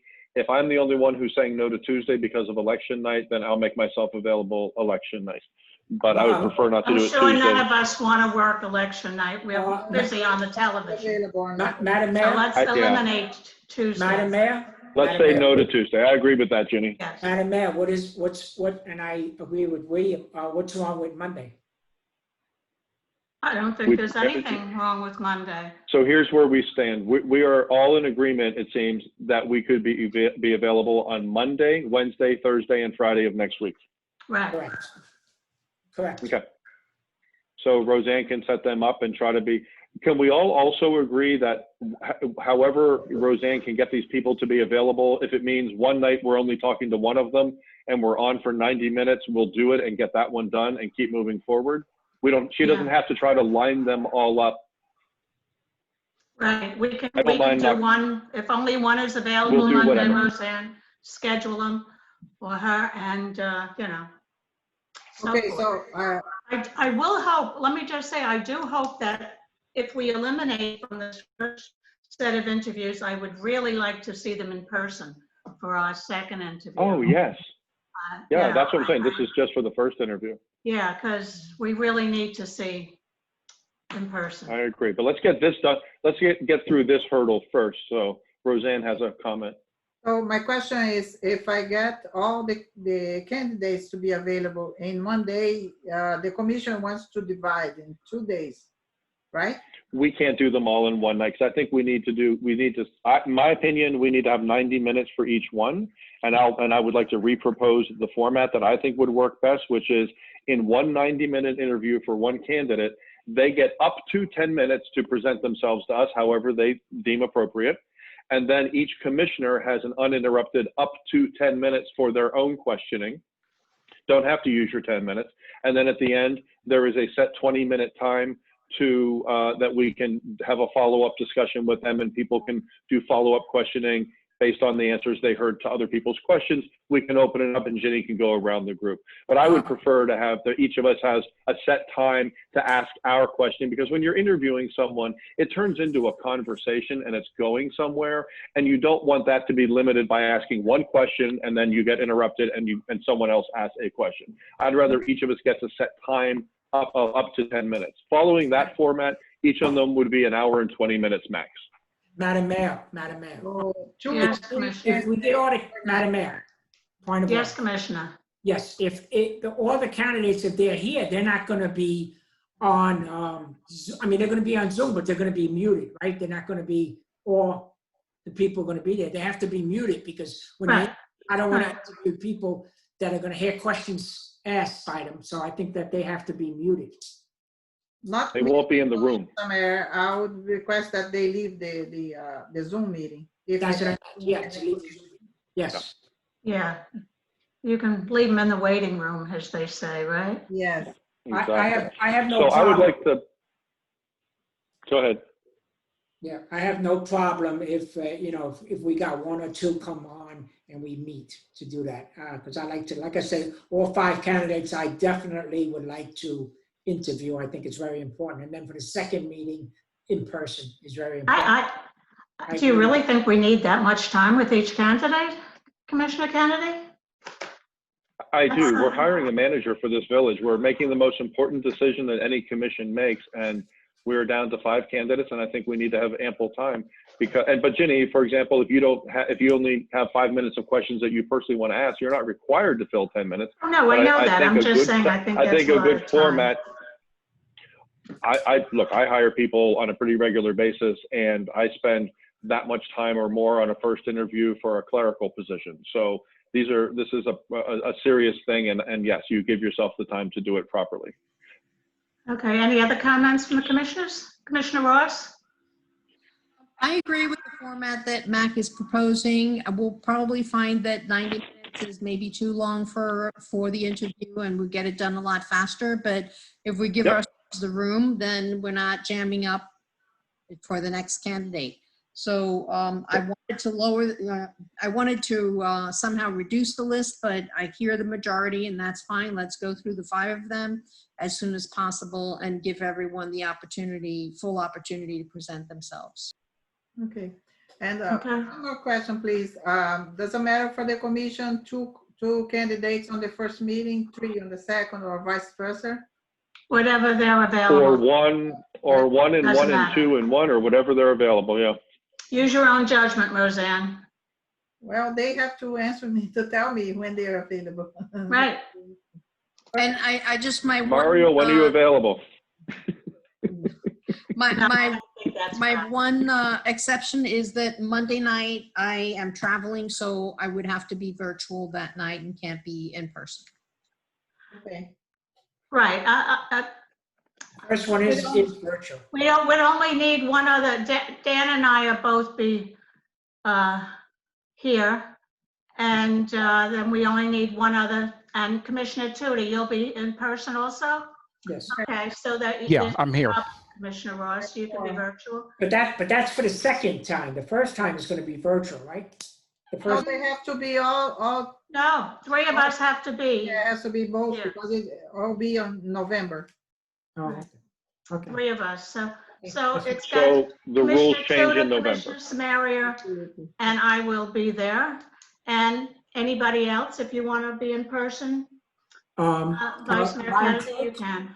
What? Madam Mayor, I think Clerk, I think in the interest of safety protocol, we should have as few bodies as possible in the log cabin. So if you do need a third person to make quorum, Roseanne, I'll be in the village all of those evenings and I can be there in 5 minutes. I have no problem coming over there. You let me know what you need. Madam Mayor, Madam Clerk, are we going to have Caesar test out the log cabin before we do this? Definitely. Yeah, they'll take the computers and Obviously. check On everything out. a separate note, I want to congratulate the clerk for what she did. I don't know if all the commission has seen it. She did a real good job with how it looks there, especially with all the screens. That could also be used for the rec center if we ever need to use it. So I wanted to congratulate her on. She always does a good job. Thank you. Ed, are you going to be in person? Or No, ma'am. I'm sorry? No, ma'am. Okay. Just asking. Okay, so we've agreed. Do we need to this format that I proposed? Does that need to be in the form of a motion, Ginny? I don't Or think did we so. just all? No. I didn't hear Will comment on it. Will, are you okay with that Bill format? said he's okay. Yeah, I said I was okay. I have no problem with He said that. okay. Okay. Okay, cool. Okay, so a that question. let us know Monday what the outcome is, or unless you find out sooner, Roseanne. Yes, as soon as I get in contact with the candidate and get the dates aligned, I'll make the commission note. Is it possible that we can ask Mr. Diaz? A question, if I may, through the mayor. Through the mayor, I have a question, if I may. Commissioner Ross. I think as much as I enjoy Ed Dion and all he gives sage advice, I wonder if we really need to have the village attorney at all of these interview meetings. Aside from making sure that the protocol meets the legal requirements, I don't know. I mean, if you have, if the attorney has nothing else to do, you can pop in, but if it stretches out to 3 nights, do we really need to tie up the village attorney for all that time? I don't know. Do we, Ed? Are you a legal requirement for us? Well, I'd prefer not to be, but you just never know what's going to come up, during one of those meetings. And if, you got to make decisions on motions and that type of stuff. Commissioner Ross, I really appreciate you trying to take care of me, but I really think I probably need to be there. Well, maybe you and Valerie can sort of tag team it too. If you don't mind us doing that, we could do No, that. I have no problem with that. No. Yeah. Thank you. We'll do that then. Yeah. Okay, thank you. Okay, Ginny, may I very quickly restate the setup that we just agreed to, so everyone's abundantly clear, because Roseanne has to tell these people. So it is the candidate has up to 10 minutes to introduce themselves however they choose. That's their choice. And then each commissioner has up to 10 minutes of uninterrupted questioning with the candidate.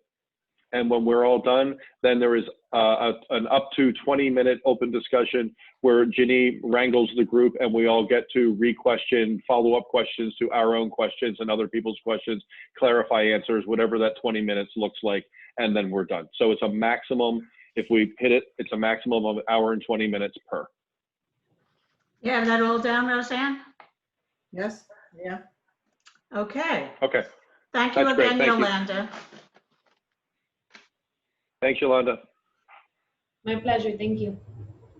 Okay, we are going to take 6B first, Waste Pro, for our proposed agreement extension. Cool. Ed, I know you wrote that. And have we heard? Yes, we did. yet? Well, we went ahead and we drafted this amendment to the agreement to extend the current term with Waste Pro through June 30th of 2021 at the same prices that the village is currently paying them. Now, we just sent that to them this week, wasn't it, Roseanne? Yes. And we've not heard back from them yet. So my recommendation is so I don't know if they're agreeing to those terms yet or not, So my recommendation is that we wait until they respond, and then we'll do a resolution for you approving the amendment and authorizing the interim village manager to execute it. Okay, thank you. I have a couple of questions for Ed regarding the document if we have that opportunity. Okay, Ed, in your item, it references a July 22nd continuation of services letter that indicates the pricing as attachment B, but it's not there. So I know what it is, but it's not there. So there is a reference to attachment B, a continuation of services letter, but I'm not seeing it. And I want to make sure that it's all part of the package so it's tied up neatly. It will be part of the package. It just was not attached to the agenda. Okay. Roseanne, can you send that to us, please, so we can take a look at it? And if you don't hear from me, it means I don't have any further questions about it. But since it is something we're agreeing to, I just want to see that. Yes. Can you repeat Thank you. The document? Yeah, and the continuation of services letter that was dated July 22nd. And Ed indicates it as attachment B. It's the pricing. It's the current pricing. I know. I'm gonna ask Valerie to just send it to you. She can pull it up right now and send it out to the five of you and Roseanne right now. I have here too. Okay. Okay. My next question. Thank you for that, Valerie. My next question is you talk about in the section called other provisions. It references the original 2014 contract, and it says that everything in that contract carries over into this new contract. And I'm not asking for a copy of that contract. I actually have it. But what I'm asking is a question that I don't know the answer to, and I'm not sure who would. I just want to know, have there been any amendments to the original agreement since 2014? Because this very clearly says we're picking up all the stipulations from the 2014 contract. And I'd like to know, was anything changed along the way with all these annual renewals and any other renewals that came along? Because if they were, we need to pick them up as well. Now, based upon the information that we received, there were these continuation letters each year, but there was no formal amendment to the agreement. Okay, so Rox, I looks can, like she has something to add. Just for the historic background of it, initially when we contracted with Waste Pro, we had our recycling, we had our tipping fee, we had our tipping with the county, number one. So Waste Pro had to collect from us and work with the county to deposit the waste. Subsequently, our contract with the county terminated, and rather than renew with the county, we allowed Waste Pro to decide where the disposal was going to be. That was an amendment to the contract. So I guess we Really should make sure that that's referenced at some point. I think that when you refer to the 2014 contract, you could just say as amended, and then you cover all bases. Okay. Okay. My interest is making sure that nothing was changed, that none of us are remembering, and we find ourselves looking back and thinking, geez, we didn't tie that up. So I guess that however you want to reword that or whatever you want to do, that's up to you. And then I have one other thing. It mentioned in the section conflicting provisions, it references attachments A and B, and they're not included. So I don't know what they are.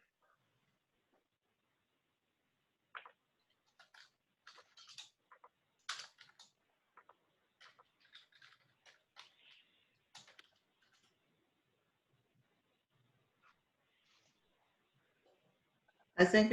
And is that the same attachment B that's referenced? Is attachment B the continuation of services letter that's referenced earlier? A is the original agreement, and B is the continuation of services letter. Wonderful. Okay. A is the agreement, and B. Okay. Thank you, Ed. Yeah, I'm sorry, Commissioner. I don't know. Go ahead, Ed. They obviously were attached to the document that was sent to Waste Pro. And when it comes back to you for approval, we'll make sure that all of those attachments are there. Exactly. Beautiful. Thank you. Appreciate that. I'm sorry. That's when I post on the agenda, the other documents were left on behind. But I just forward to all the commissions, the whole package. Beautiful. Thank you. Okay. Okay. Any other questions on the agreement extension? Then we will proceed to 6A, I'm sorry, 6A. So I'm sorry, just to go back. So they have this, you've not heard back from them. Did we send a signed copy to them, or did we send it to them and ask them for feedback, or exactly where do we stand? No, not signed. I sent the amendment with the whole package, the way I sent to you right now. And I received an email that acknowledged receiving, and they will get back to us when they have a decision. Actually, it was on October 20. So they've had it for 8 days, and they acknowledged receipt of your email, but they have not replied back. Did we give them deadline may be a hard word, but did we give them a date by which we wanted a response from them? No, I didn't give any. Okay, so if you don't hear back from them, Roseanne, by what date will you contact them again if you haven't heard back from them, or is that something Ed would do on our behalf?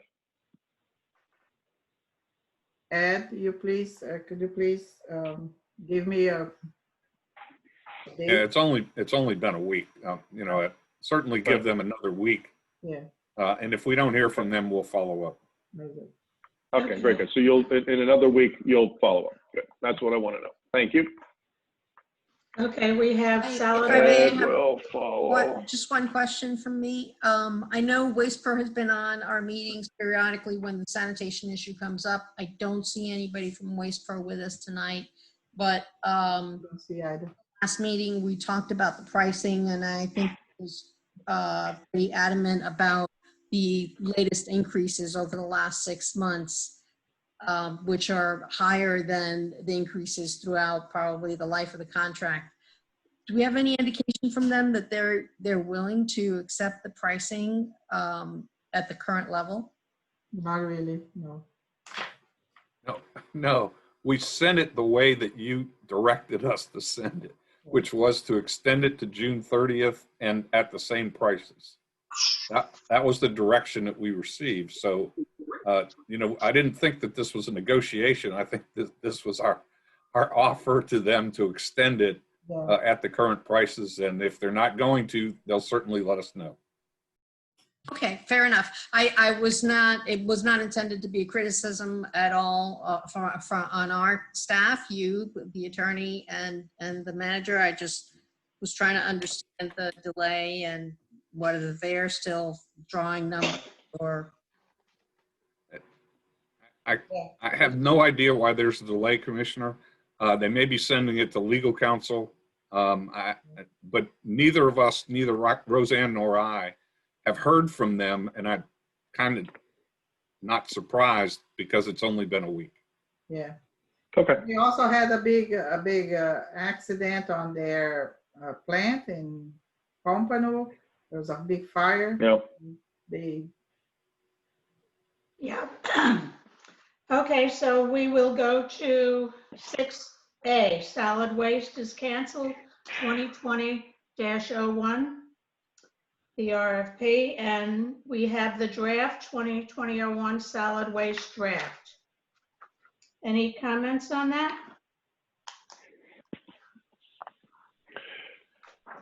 Well, are we discussing? I mean, the draft is the original draft, and then the RFP that's marked canceled is what went out that we pulled back, and we said we're going to write a new one. And it was my understanding that we are going to have someone. I don't think so, Mac. I think it was, this is not this is the first one, correct, Roseanne? Yeah, that you and David did? The one that was canceled is the RFP that went public. That went out. We received the proposals, and the panel advised to cancel and start over. Correct. Right. And the one that's a draft is not a new draft. It's the original draft before that RFP went out. Right. That's the original one from Roseanne and David. Right. Right. That's what I said. Okay. So I'm sorry. It's my understanding that we have decided to move forward with finding someone to do it for us. So maybe I need clarification. I don't think that we were going to find somebody to do that. Yes, we were. Isn't that what we discussed? Yes, Yeah, that's exactly what we discussed. Yes. That was the suggestion from the panel. That's what I thought we were doing. Yeah, at the last meeting, you instructed the Roseanne to return at the November meeting with some options for an outside firm to help. Correct. With the So I contact two of them, didn't receive any response yet. Okay. So at November, we're hoping that Roseanne has some possibilities for us to consider of folks to write this for us. And what we just, so I did not anticipate we were coming to this meeting tonight to discuss the RFP in detail, that we were here to discuss sort of overriding concerns that we would have about it, and that we would submit a list. And I see Dan and I did that. So we could sort of discuss some of the things that we would want to consider, but that we would not be making any decisions tonight necessarily. But after we hire someone, we'll have to take a real serious stab at that. But at that point, we would get serious about it. Right. Let's hope our new manager can do this. Yes, we have Hopefully. Dan Samaria's recommendations, and we have yours, Vice Mayor Kennedy's. Mm-hmm. My understanding was also that we were going to come back today and sort of have bullet points of what we want to see for our sanitation services. Not that we were going to revert to a draft, which actually I see in the agenda packet, but I don't think we should revert to the draft that was already tossed out, and we shouldn't try to draft this ourselves. So why don't we concentrate on what are the features we want to have in the sanitation pickup, and then we can direct a professional, Correct. hopefully the new manager or someone else to put it together. Exactly. So I thought tonight was going to be a conversation where we each sort of talk about what our priorities are for this. Roseanne would put them together, and what I even said, should we merge them? And she said she would do that after we have this conversation. Oh, that was a private meeting you and I had, Roseanne. You said you would do that after this meeting. And then we would have another conversation about it when we hire someone and hand it off to them. So that's what I submitted, kind of was a list of talking points, considerations, ideas, not all necessarily things I'm advocating for, that I have either thought of myself or discussed with residents. I've been engaging with residents a lot on this matter, that goes back before I was elected. So my list is really just kind of a big net. I scooped up everything in my head and things that people had mentioned to me that I thought were worth adding as well. Right. So do you want to discuss them, or? Yeah, that's what I thought. I don't.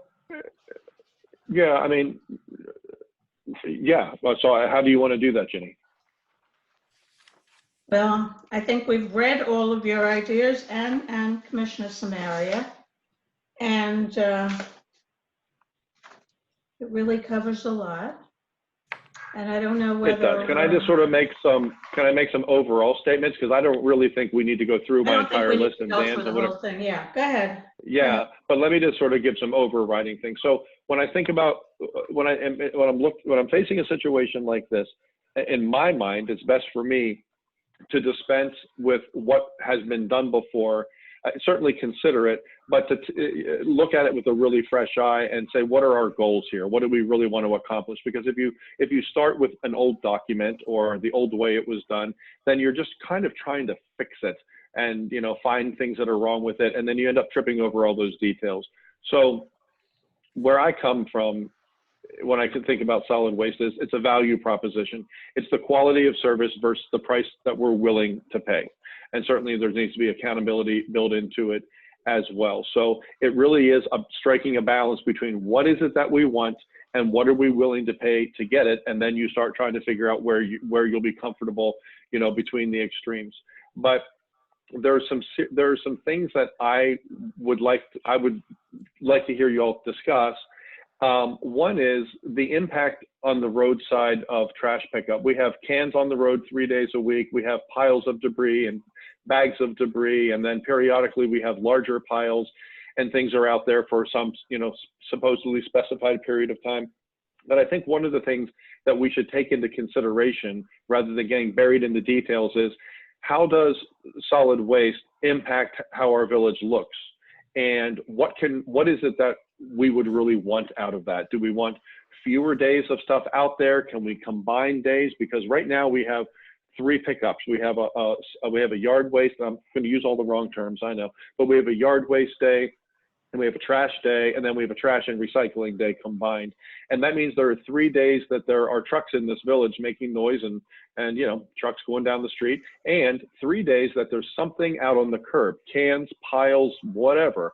I would like to as we work our way through this, I would like to have all of that impact be decreased. I would personally like to see fewer days of stuff sitting out on the street and fewer days of trucks coming through the village. If that's accomplished by having several things done on one day, that would be a fabulous thing. If they can pick up recycling, trash, and yard on one day, and then, so now we only have 2 days, there are lots of possibilities there. I'm not advocating for anything. I'm simply saying that one of my personal goals would be to reduce the impact of Waste Pro or whoever our solid waste provider is in this village. The other thing is, I'd like to make sure that we're being mindful of environmental responsibility, and specifically, let's talk about things that the waste provider is in control of, and that is trucks leaking stuff all over our streets and glass. But things that we're responsible for as well. Things like, what do we put out there? How is it put out there? So I think there's a role that this village plays in being responsible to a degree and how we have our solid waste handled. And I'd like to make sure that we're considering all of those things as well. Now, one last thing I want to say, and then I'll let someone else talk. And if you want to talk about more of the things on my list, I'll be happy to, but everyone can see them. And this is not the last time we'll have this conversation. We had one waste provider who asked questions during the RFP process, but did not then subsequently submit a bid. And it was Waste Management, large company. So they did ask questions.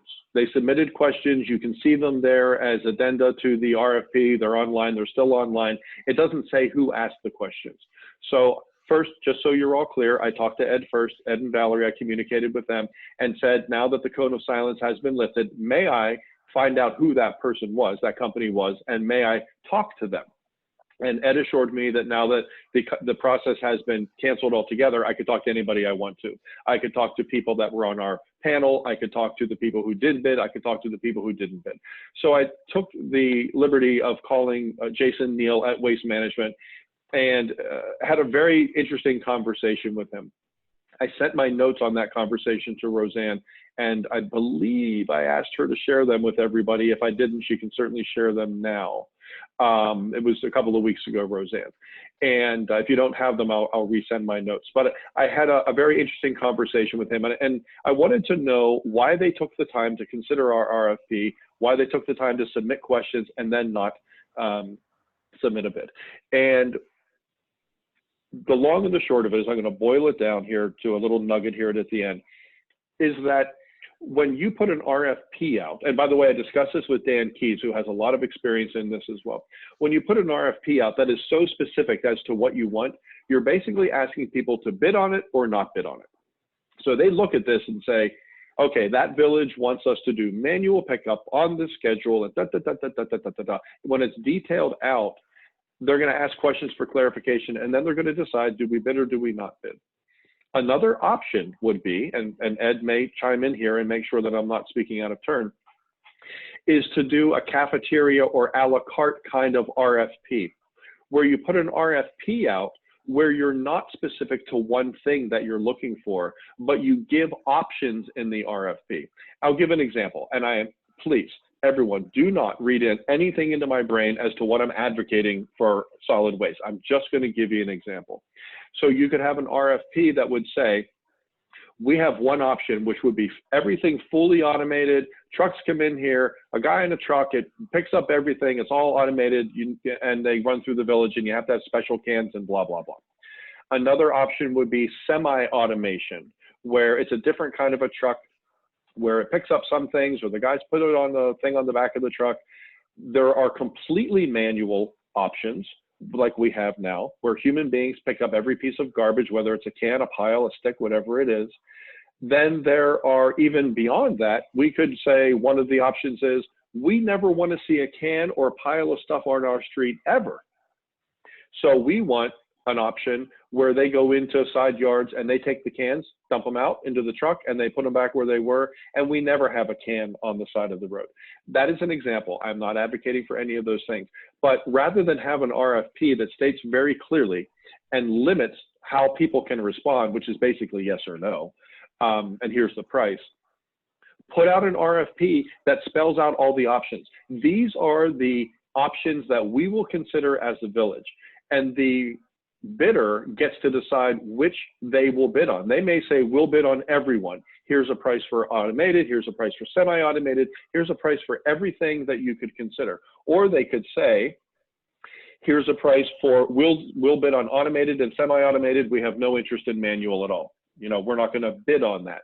So you get more bids from more companies, because Jason at Waste Management, and not to, this is kind of hearsay, I guess, in your speak, Ed, but what Jason said to me was, because you're manual, we didn't bid for that reason, not because you guys are small, and it's not because it's expensive, because we'll pass that price on to you. You're paying for the service that you get. He said, because there are workman's comp issues that come into play when all the work is manual. You have workers getting hurt more often, and that becomes my problem as their employer and not yours. So I think it would be a very interesting conversation, and I guess it would happen here first and then with the person that we would hire to do this for us, about doing an a la carte RFP where there are lots of options in there and people can decide on what they bid on. That way, at the end of the day, we have a lot more bids, and as a group, whoever the commission is then, because it won't be this group, but they can sit down, the panel that goes through them can present options to the commission where we could say, look, we would really like everything to be manual the way it is now, but look at the savings that come into play when some of it or all of it becomes automated, and here's how that would look. It seems to me we would make better decisions. So that is it's not even a suggestion. It's just something I would like us to have a conversation about, is having that kind of an RFP when it comes down to it. And because this is kind of my moment to speak, I do want to say I still am very interested, Will, in seeing your proposal for the in-house plan that I know you're not bringing it up tonight. I don't think you have it here tonight, but you said you would have it for the commission in November, because I think while I may have some personal opinions about the feasibility of that, I think we owe it to this community to take a good hard look at that, because there are a fair number of people out there that say, just go back to the way it was, that's what I want. They say it loud and clear to me, and I think we need to do that. So Will, I hope you have something for the commission in November, whether you and or I are on it or not, to look at, because I still think we owe it to this community to make sure we consider that as well. Those are my comments about solid waste tonight. I'd like to add on, excuse me, you know, we really have to speak to these people about recycling, because everybody I talk to says that they do not recycle. So why are we playing the game and making believe we recycle? Because they're not recycling. I don't know any place that is. So we really have to find out about that. And I did see those Waste Pro trucks in North Miami with the one-armed bandits picking up the garbage cans, and that seems so efficient. I don't know why we can't do something like that. Commissioner Tudor, do you have any ideas? No, I have to agree with Commissioner Kennedy, or Vice Mayor Kennedy. I think when we develop when the interim manager and staff develop an RFP that goes out, I think it needs to be a little bit broader to let them tell us what they can do for us. I mean, we should be telling them, at most, we want to tell them what kind of schedule we want, the 3 days a week or such. But I do think having a little bit more of a broader opening in RFP will allow us to maybe get some bids come in that offering some services that we're not even thinking about, the five of us sitting up here. So I think that's one way to go about it. Just to Vice Mayor Kennedy's questions about the in-house, that will be, even if I'm not a commissioner, I'll make sure that I'll ask the interim manager to make sure that's on the November agenda.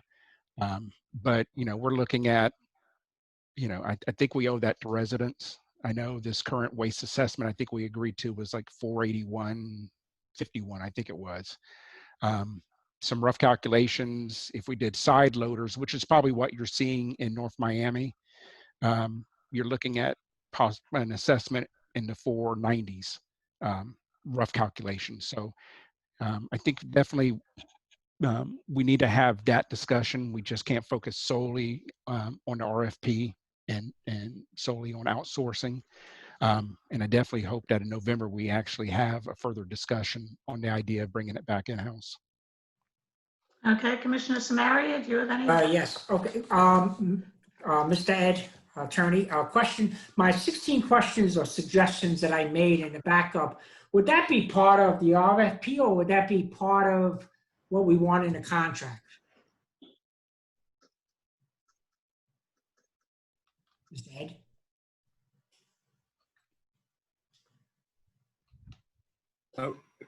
It's sort of both, Commissioner.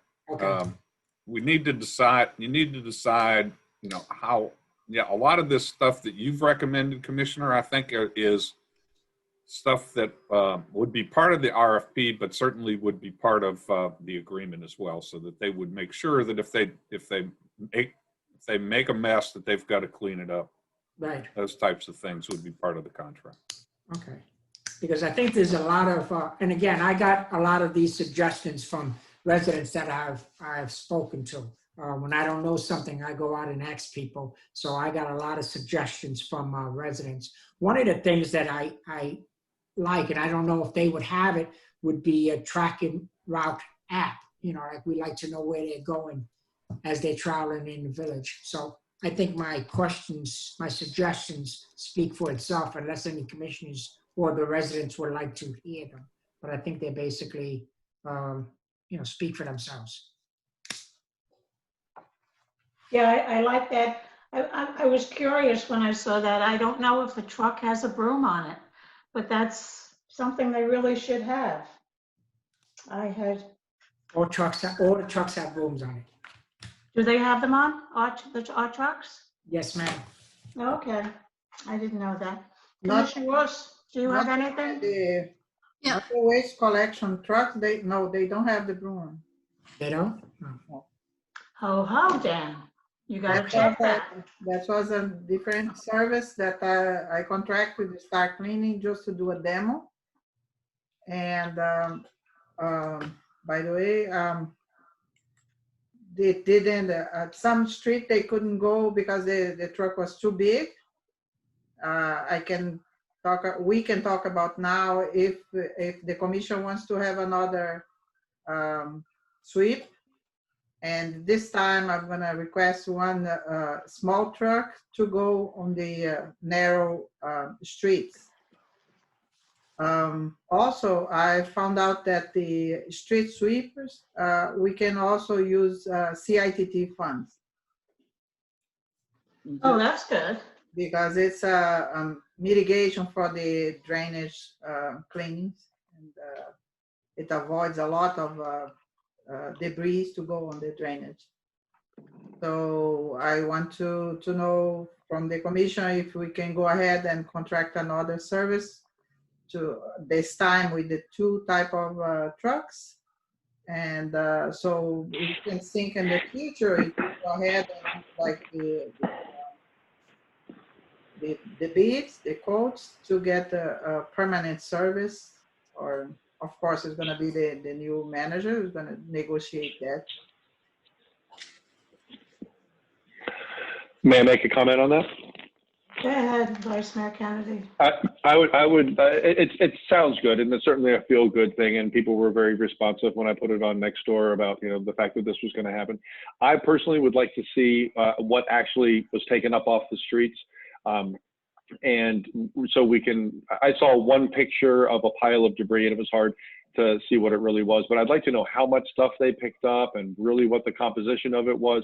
I will say this, and this is not to be negative about anything, really. It's just an observation. The very next morning, I went out for my, almost daily walk early in the morning, and there was glass all over the place. So really, on my walk, I found glass throughout the village. And then I ended up walking part of the way home with a neighbor who was pointing it out to me as we walked as well. Roseanne did explain that part of that is because of possibly some of the streets they couldn't get down. Although I will say that I went back to the places where I saw glass, and they're the wide streets. And the condition of our roads doesn't help, because the machine can't get down inside the potholes and some of the cracks and things, and the glass is shoved down in there. So I think the original intent was to help get some of the glass off of our streets, which is caused by our waste provider. And I'd rather that the cause of the problem be resolved rather than a little Band-Aid on the end that, from my estimation, didn't seem to work all that effectively.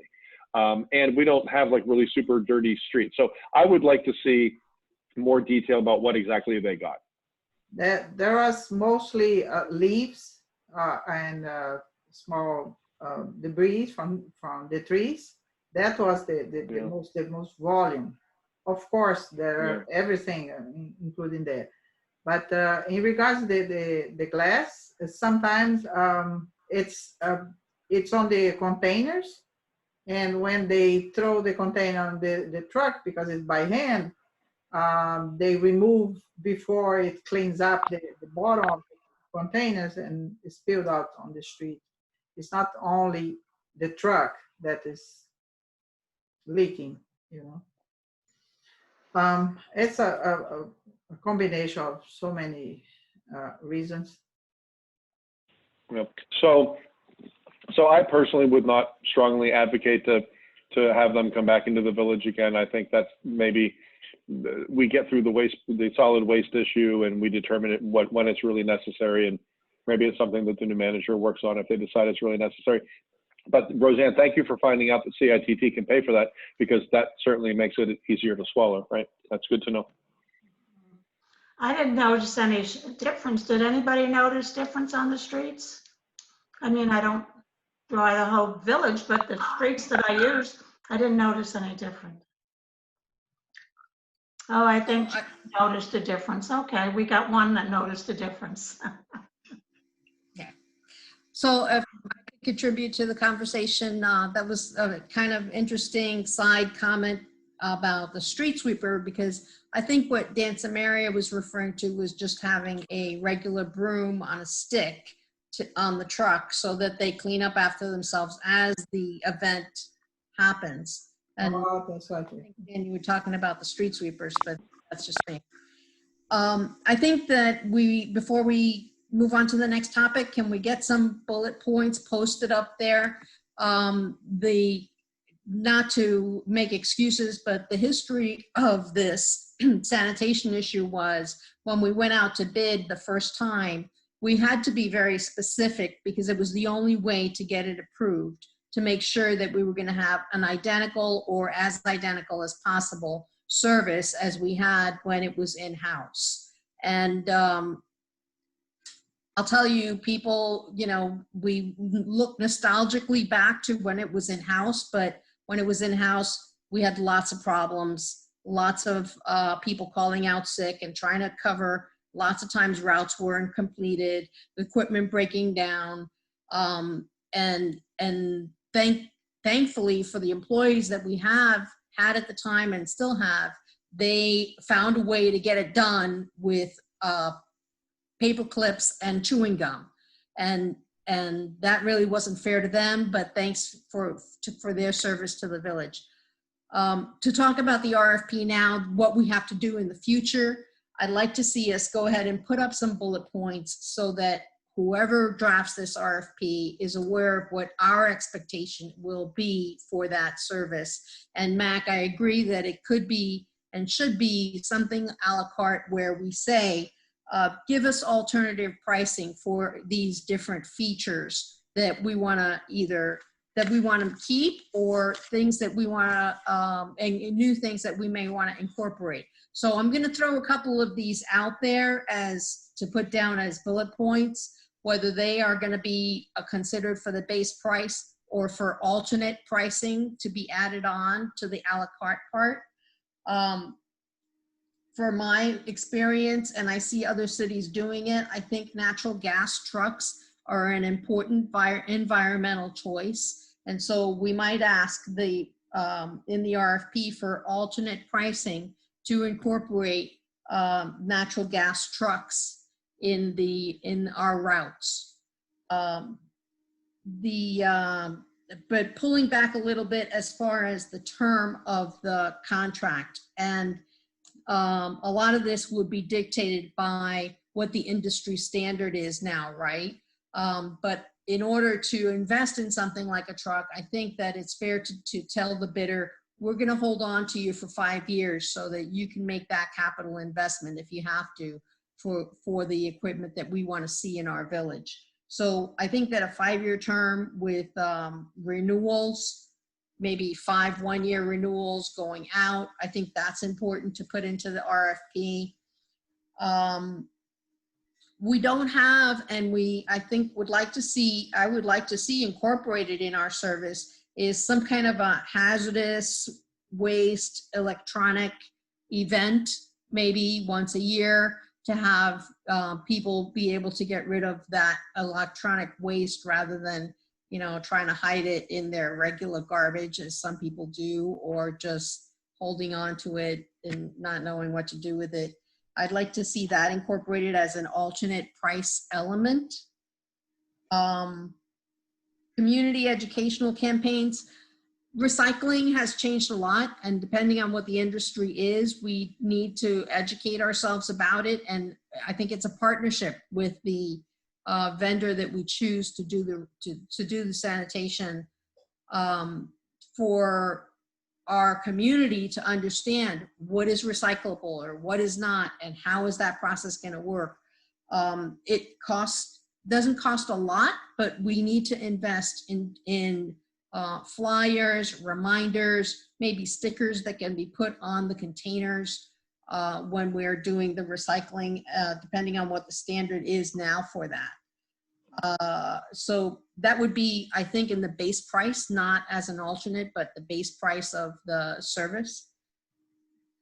Other things that I think should, even if we're going to do a la carte, we need to frame out what is our expectation. Are we going to continue with curbside service and rolling out?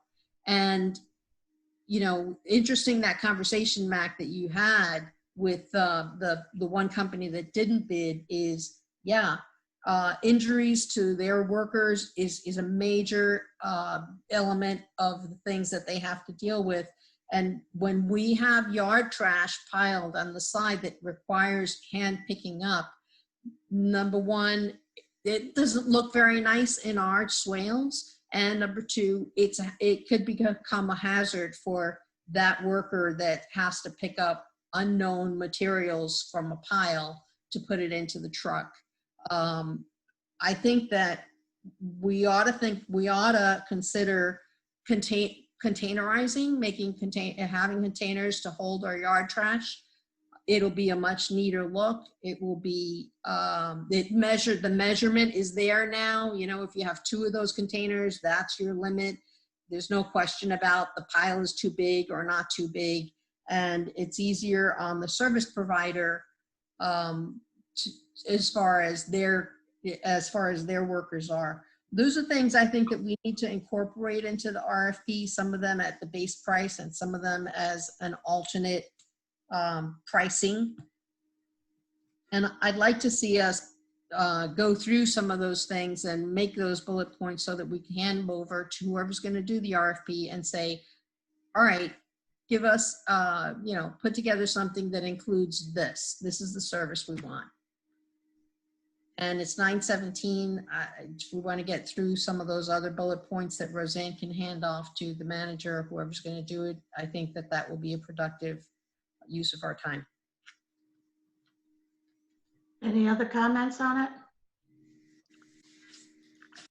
Commissioner Samaria? No, I already commented on it. I mean, if we're going to go through the bullet points, then then I would like to go over some of the bullet points that I mentioned in my questions, and the same thing with Vice Mayor Kennedy and some of his, if that's what, Commissioner Ross is talking about doing. I agree. If I could, one final thing that I forgot to mention was the franchise fee. I think we have a franchise fee in our contract because it helps us cover food damage or the involvement of our employees with regard to the trash. So I wouldn't want to give up that element, that little revenue source that helps the village complete the service.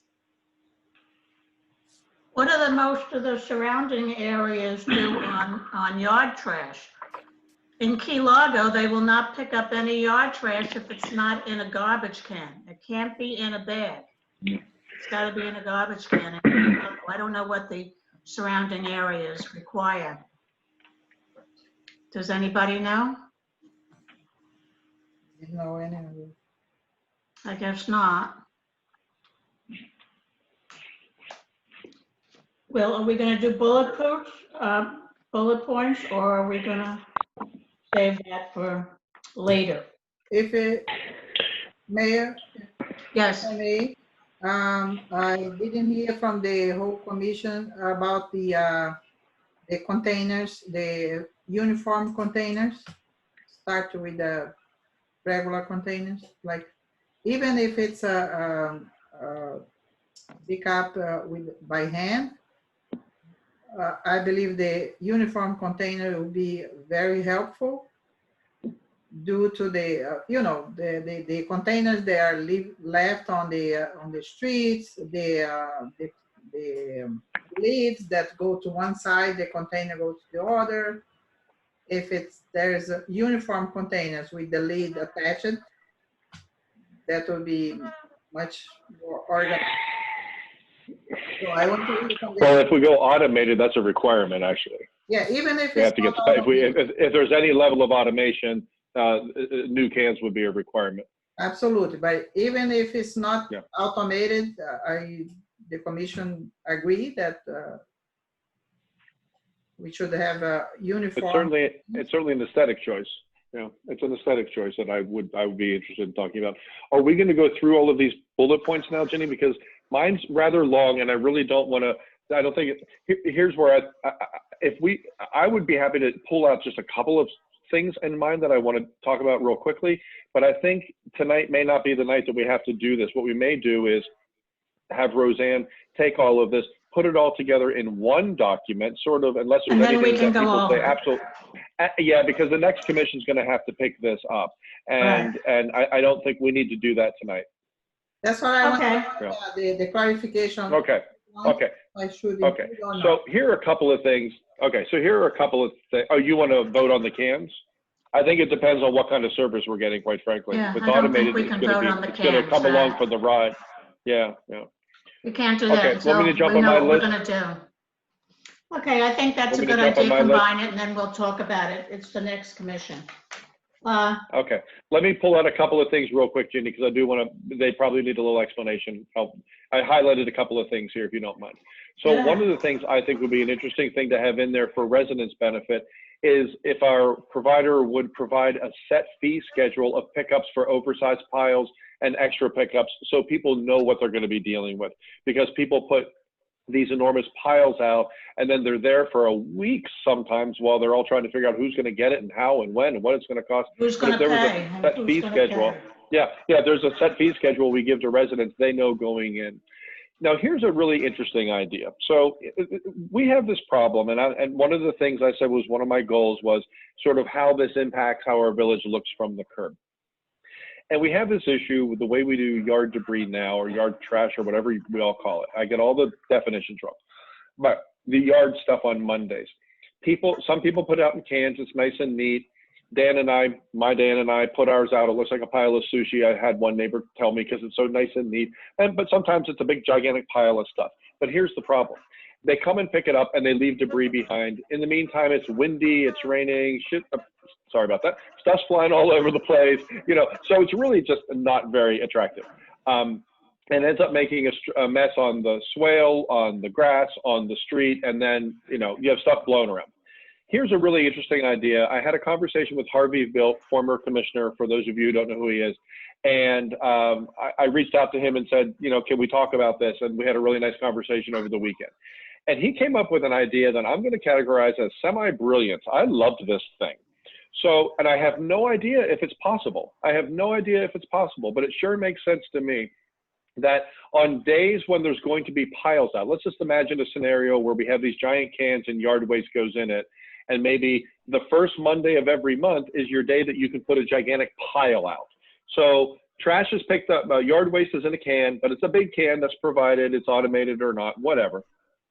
But let's say for argument's sake, first Monday a month, you can put out a big pile for those of us who are gardeners and need more stuff. If we had bagsters, and that's a brand name, so I can't really use that, but those gigantic bags that like you rent from Home Depot and you put all your stuff in it out at the curb, and then you call for a pickup, and a truck with a claw comes and picks it up and puts it in a truck and takes it away. I've used them when we've been renovating or whatever. It's an easy way to get rid of stuff. It's nice and neat. If we had that for the gigantic bulk days for yard waste, so people put their stuff out there instead of laying it on the street or on the wherever they lay it, if it was in one of those gigantic bags and the solid waste provider came through with a claw, not to pick up the yard waste, but to pick up that gigantic bag full of yard waste, put it on a truck and move on to the next one. It would make for really neat streets and limit the stuff blowing around and all of that. I think it's a really, really interesting idea. So I'm giving Harvey Bilt the gold star for that because it was a really cool idea. And I think if somebody could pull that off, no clue if they can, it would solve lots of aesthetic problems in our village. It would certainly make the Saturday, Sunday, Monday disaster of yard debris in this village be a lot more palatable to everybody. Next thing I want to pull out real quickly and talk about is the quarterly Saturday pickups for yard waste. They've never made sense to me. We are crazy avid gardeners and we never use those Saturdays because we do our gardening on Saturday and Sunday and it's out there ready to be picked up on Monday. So having a Saturday pickup for us does no good. I understand people who use landscaping companies will have it ready to be picked up, but I honestly don't see on those special Saturdays very much going on in the village in terms of those pickups. What I would rather see, and someone said it earlier, so I'm kind of bouncing this back, is instead of a quarterly Saturday pickup, a quarterly Monday pickup that is 2 or 3 times larger than the normal amount you're allowed to leave out, however that's left out, a pile, a bag, whatever. But just roll that Saturday, extra Saturday pickup onto the following Monday pickup, because what happens now is they come pick up on Saturday, yard waste, and then 2 days later, they're back picking up yard waste again. It seems kind of silly.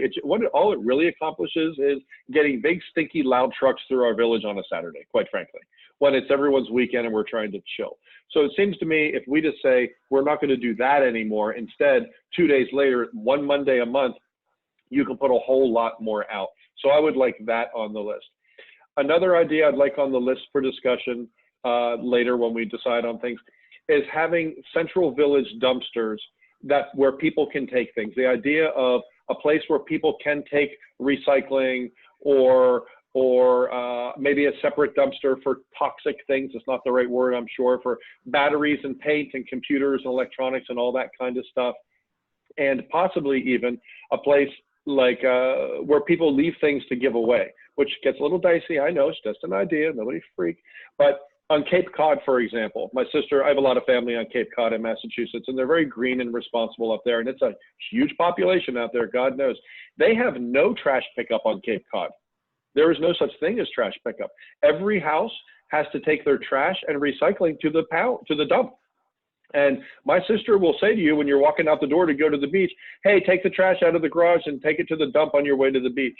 It is a way of life there, and I'm not suggesting we move to that, but there may be an in-between point there where we would have a centralized place where people could take things when they need to get rid of them, dumpsters, and get rid of those other things that we should never be putting in our trash anyway, like paint and toxic things. But in Cape Cod, when you go there, they have a place where you can take that old chair that you want to get rid of, and you can take those clay pots that you want to get rid of, and you leave them there, and it's kind of it's a swap. You go there and you leave your chair and go, oh my goodness, look, there's I don't know, a bookcase I could use. And you pick it up and take it home and sand it. And all of a sudden you have a new item in your house. It's just it's community building. It's responsible. It's keeping crap out of the garbage. And it's just a really neat thing that a little community like this could pull off if we set our mind to it. So I'd love to have that on the list. Here's an idea that comes from David, former interim manager, David Hernandez. He put this bug in my ear a long time ago that that you can negotiate in these contracts for the solid waste provider to pay part of the salary for a public works employee who is basically their babysitter for the day. So you recognize that, look, when you're in our village, we're going to have someone assigned to making sure it's all going well, to communicate with the office and blah, blah, blah, blah, blah, and that the solid waste provider would pay for part of that person's salary. He said other communities do that, and when he put that in my mind many months ago, it stuck in there. The other thing, last thing is, I would like to see a fee schedule negotiated for residential dumpsters. So when residents have to get dumpsters for renovation projects and things, that we would be able to negotiate a really good price on dumpsters if the resident chose to use our solid waste provider. Why not try to save people some money if we can? So if they provide those gigantic construction dumpsters, why not ask them for a good price for our residents? Residents not required to use them, but it certainly might be available to them, and residents know if I need one of those things, it's cheaper if I go to our solid waste provider because my village negotiated that for me when they did our contract. That's interesting. I won't That's go through an the rest of my items. interesting idea. Okay, those are my ideas, some of the salient ones, so thank you for letting me read through them. Okay, are we going to go on to the next item, or does anybody want to still continue discussing? Well, I just wanted to talk about some of my bullet points that I have on there. Well, we have them. Do you have to explain any of them? Okay, that's okay. Go ahead. Okay. Reports. Roseanne? Madam Point of order, I wanted to make a suggestion for the loan payout. I'd like to make a motion to pay off the loan pending FEMA's payments. Okay, I think that Roseanne's going to do the interim village manager report first, and then we'll do that. Is that okay? Yes. Yes, is the first item is exactly the loan payoff, as the commissioner talked about during the budget workshops. And so I asked the finance to put together the information, what's the amount, and they provide us the payoff summary from as in November 1st, as in 273,623.82 cents. 273,000 what? $273,623.82. Okay. So okay, that's the amount of our loan. Yes. Now you can make your motion, Dan. Well, I'd like to make a motion to pay off the loan pending FEMA payments. Because I think the first payment that we'll probably get will be like the first payment will cover that in a couple of weeks. That. I think that would be the best thing. Okay, I'll second your motion. Any discussion on the motion? Yeah, I'd like to have some comments about that motion. Go ahead, Commissioner Ross. Thank you.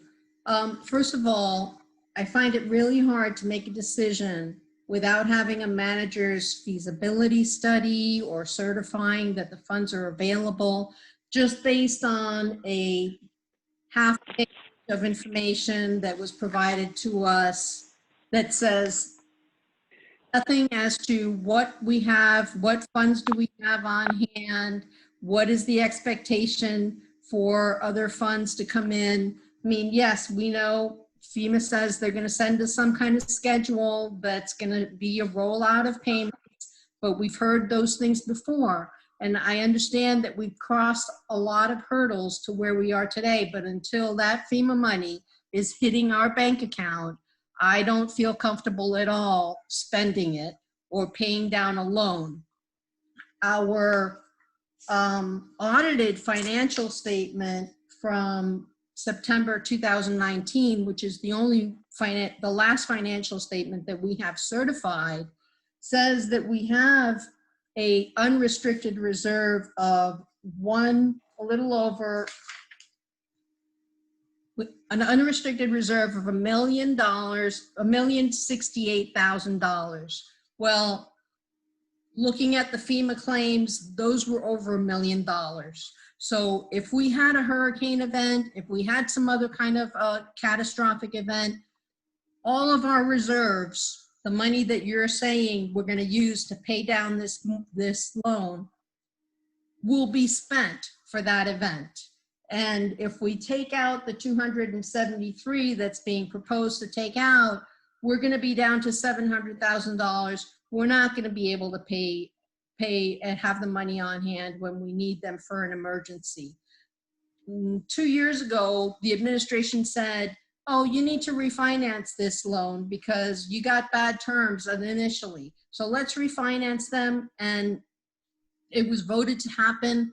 And of course, it cost us more to refinance than we were initially told. You know, sit tight. The money is being paid out on a regular schedule, $30,000 a year. When the FEMA money comes in and we're sitting on $2 million reserve, sure, let's pay off that loan. But right now, I think that it is not a good idea. I think that it is really a bad financial decision to draw on our reserves to pay this down. I don't believe that's drawing on the reserves. It's the FEMA money coming in. So any other comments on? We don't have the FEMA money. We don't have the FEMA money. No, but we're not going to pay it until we get the FEMA money. So why are we making a motion to do something that is impossible because it's going to be coming in within the next few weeks. David Caserta said that. I spoke to FEMA. Roseanne has spoken to a FEMA. Jason Pizzo has spoken. I think this is all very premature and doesn't make sense to vote on something when we don't have the funds on hand. Okay, Roseanne. Can I say something? No, Roseanne's I'm bringing up the issue because it was the commission who mentioned during the workshops, the budget workshops, that and the finance director, Paul Winkle-Jones, said that we had funds to do that. And it was supposed to be a discussion after the budget being approved. And correct. Yeah, they suggested we pay off the loan. So a discussion is not a motion to go ahead and do it. Let's have a discussion. We're having the discussion. Commissioner Vice Mayor Kennedy? Yeah, a couple of things. First of all, I was hoping that I have been an advocate of paying the loan off, and I was hoping Paul would be here tonight because I wanted to ask him some questions and have him say some things out loud so everybody could hear it. And there's information that's not included in the packet we were given tonight. I want to, Roseanne, I don't know if you're going to know the answer to this, but has anyone confirmed that there's not a prepayment penalty on that loan? Yes, I believe Paul has that confirmation. I didn't see anything. He did confirm that. Okay.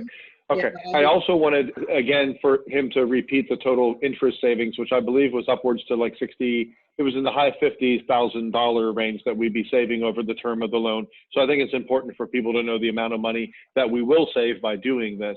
I also, I have to agree with Rox about waiting.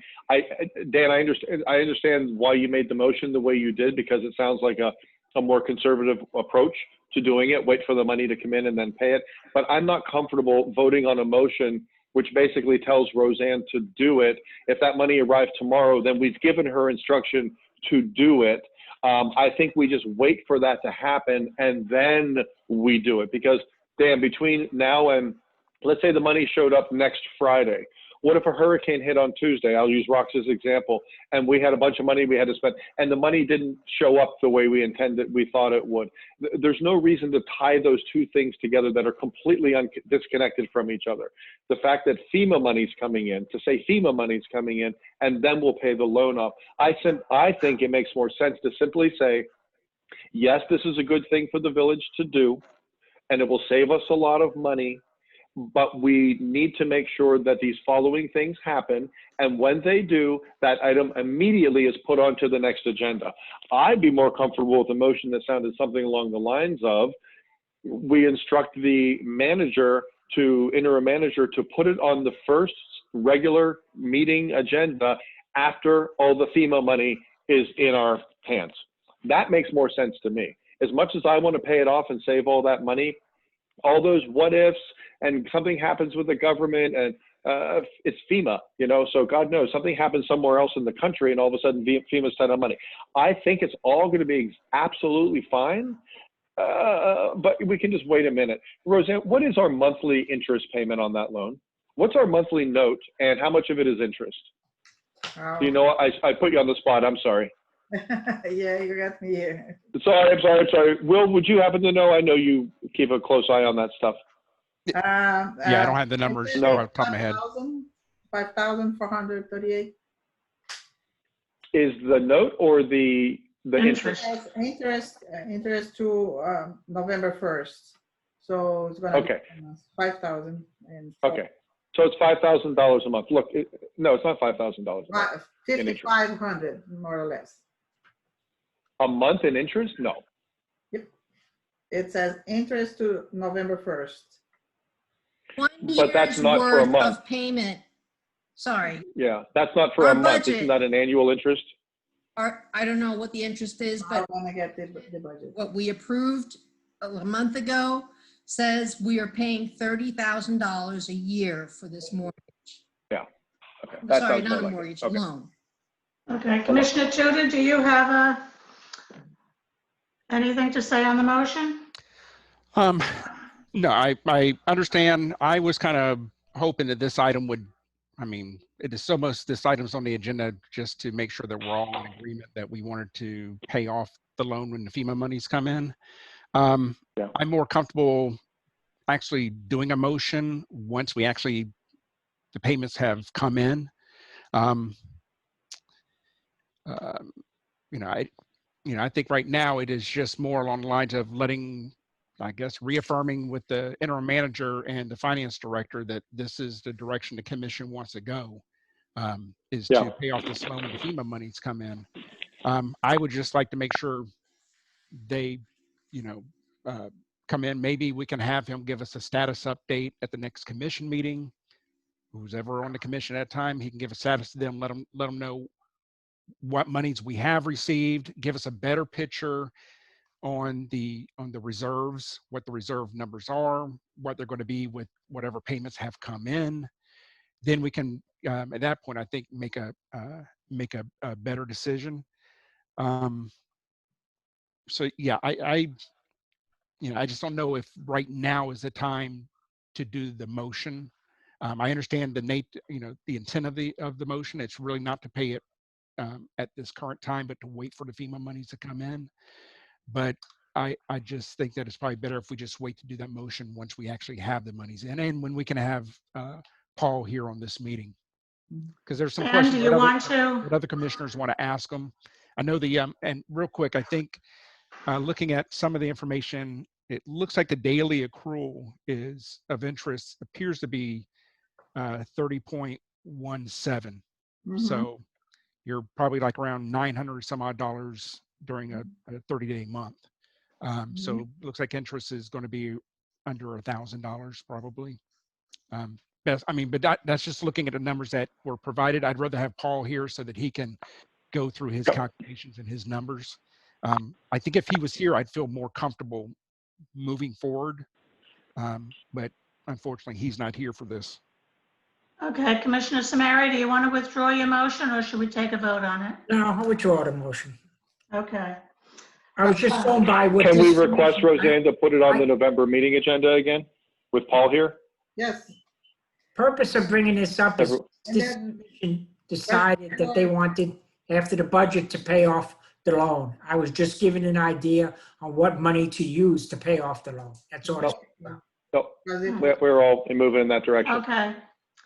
One last comment, if I may, through the mayor.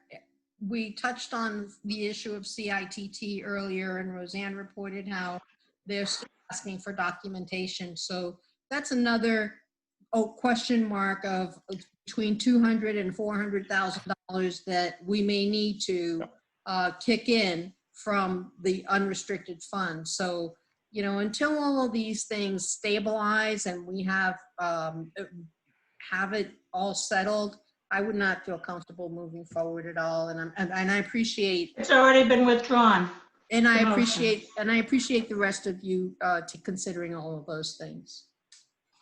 Okay.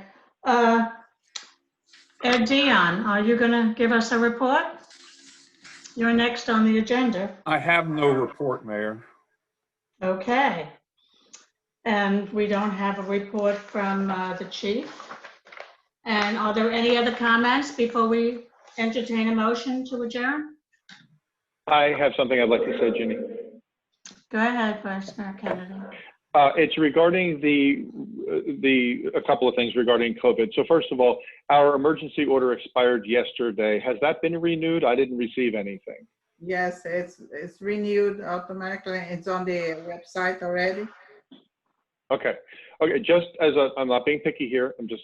I didn't get an email about it, and I really do appreciate getting those emails, so I'm aware because people ask me. So and I like to know. But I was actually out walking my dog yesterday, and I stopped at one of the little sign holder things and looked at it, and I never look at those things. And what jumped off the page at me was the order that expired yesterday, and it said it expired at 12 noon.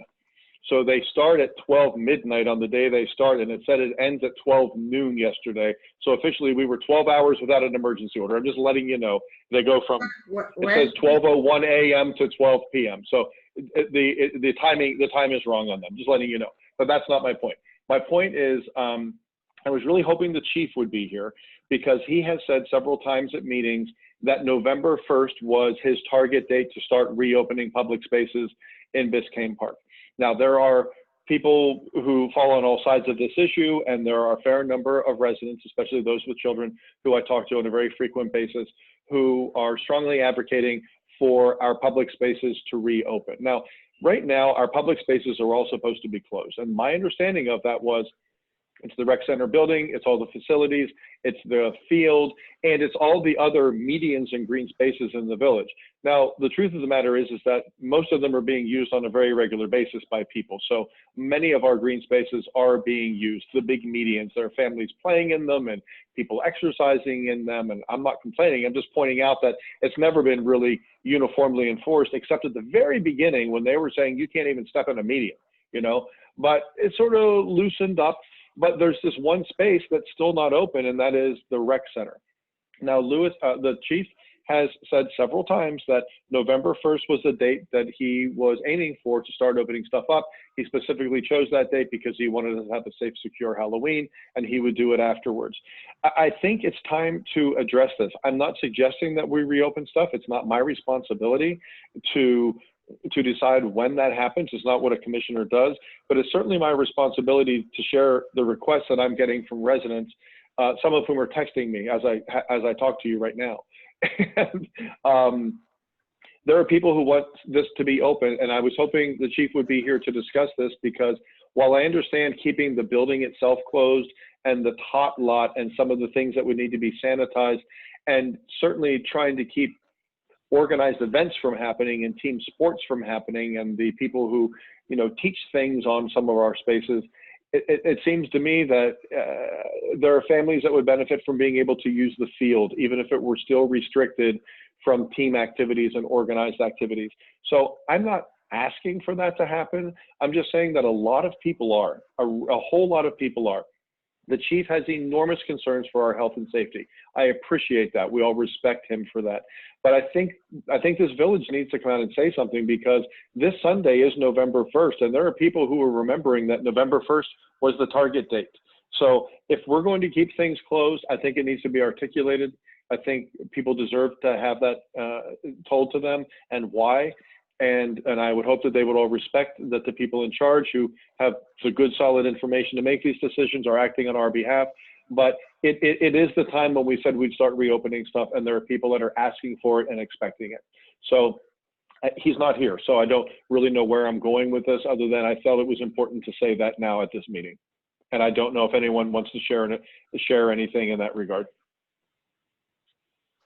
Any other comments before we adjourn? I'd like to make a brief comment. Now, I agree, we do have to have that discussion, or at least communicate something to our residents about it. Just staying quiet makes people anxious and they want to know where we're going. Exactly. But I also want to make a comment and compliment the chief. I wish he was here. There had been a street light out on 119th and 6th Avenue for a couple of years now. Probably happened when they put in the concrete poles and replaced the wood poles. They never put back that light, and it's always very, very dark at that 4-stop intersection. Our residents have brought it to our attention. It's very slow getting it done, but once it became an item on the chief's desk, he assigned it to Officer, I think Schwartz, might be Commander Schwartz, and he was very persistent with FPL to get that street light replaced at 119th and 7th Avenue. I'm sorry if I said 6th. 119th. So the residents there are delighted to have their light back and give their thanks, and my thanks go to the chief and Commander Officer Schwartz for getting that done for us. Cesar Hernandez also was behind that effort, so thank you also to Cesar. And that's it. Any other comments? Do we have? I want to say one quick thank you, Ginny, and then I'll make a motion to adjourn if you'd like. And that is to thank Isa and the rec center staff. They're taking really good care of the plant swap stand, and some Parks and Parkways members are as well. I walked by the other night and Lynn Fisher was there cleaning it off. So the plant swap has become a very popular destination in the village. It achieved lots of things that we needed to take place in this village, and it has the potential to turn into a sloppy, nasty mess. But the rec center staff is making sure that doesn't happen, and residents are going there on their own and cleaning it up as well. I have myself, and I think it's just a really nice thing that's happening there. And I want to say thanks to the rec center staff for that. And with that, I make a motion to adjourn. Okay, is there a second? I second it. Okay, all in favor, say aye. Aye. Aye. Good night. Good night, everybody. Good luck in the election, and we'll see you next week. Bye-bye.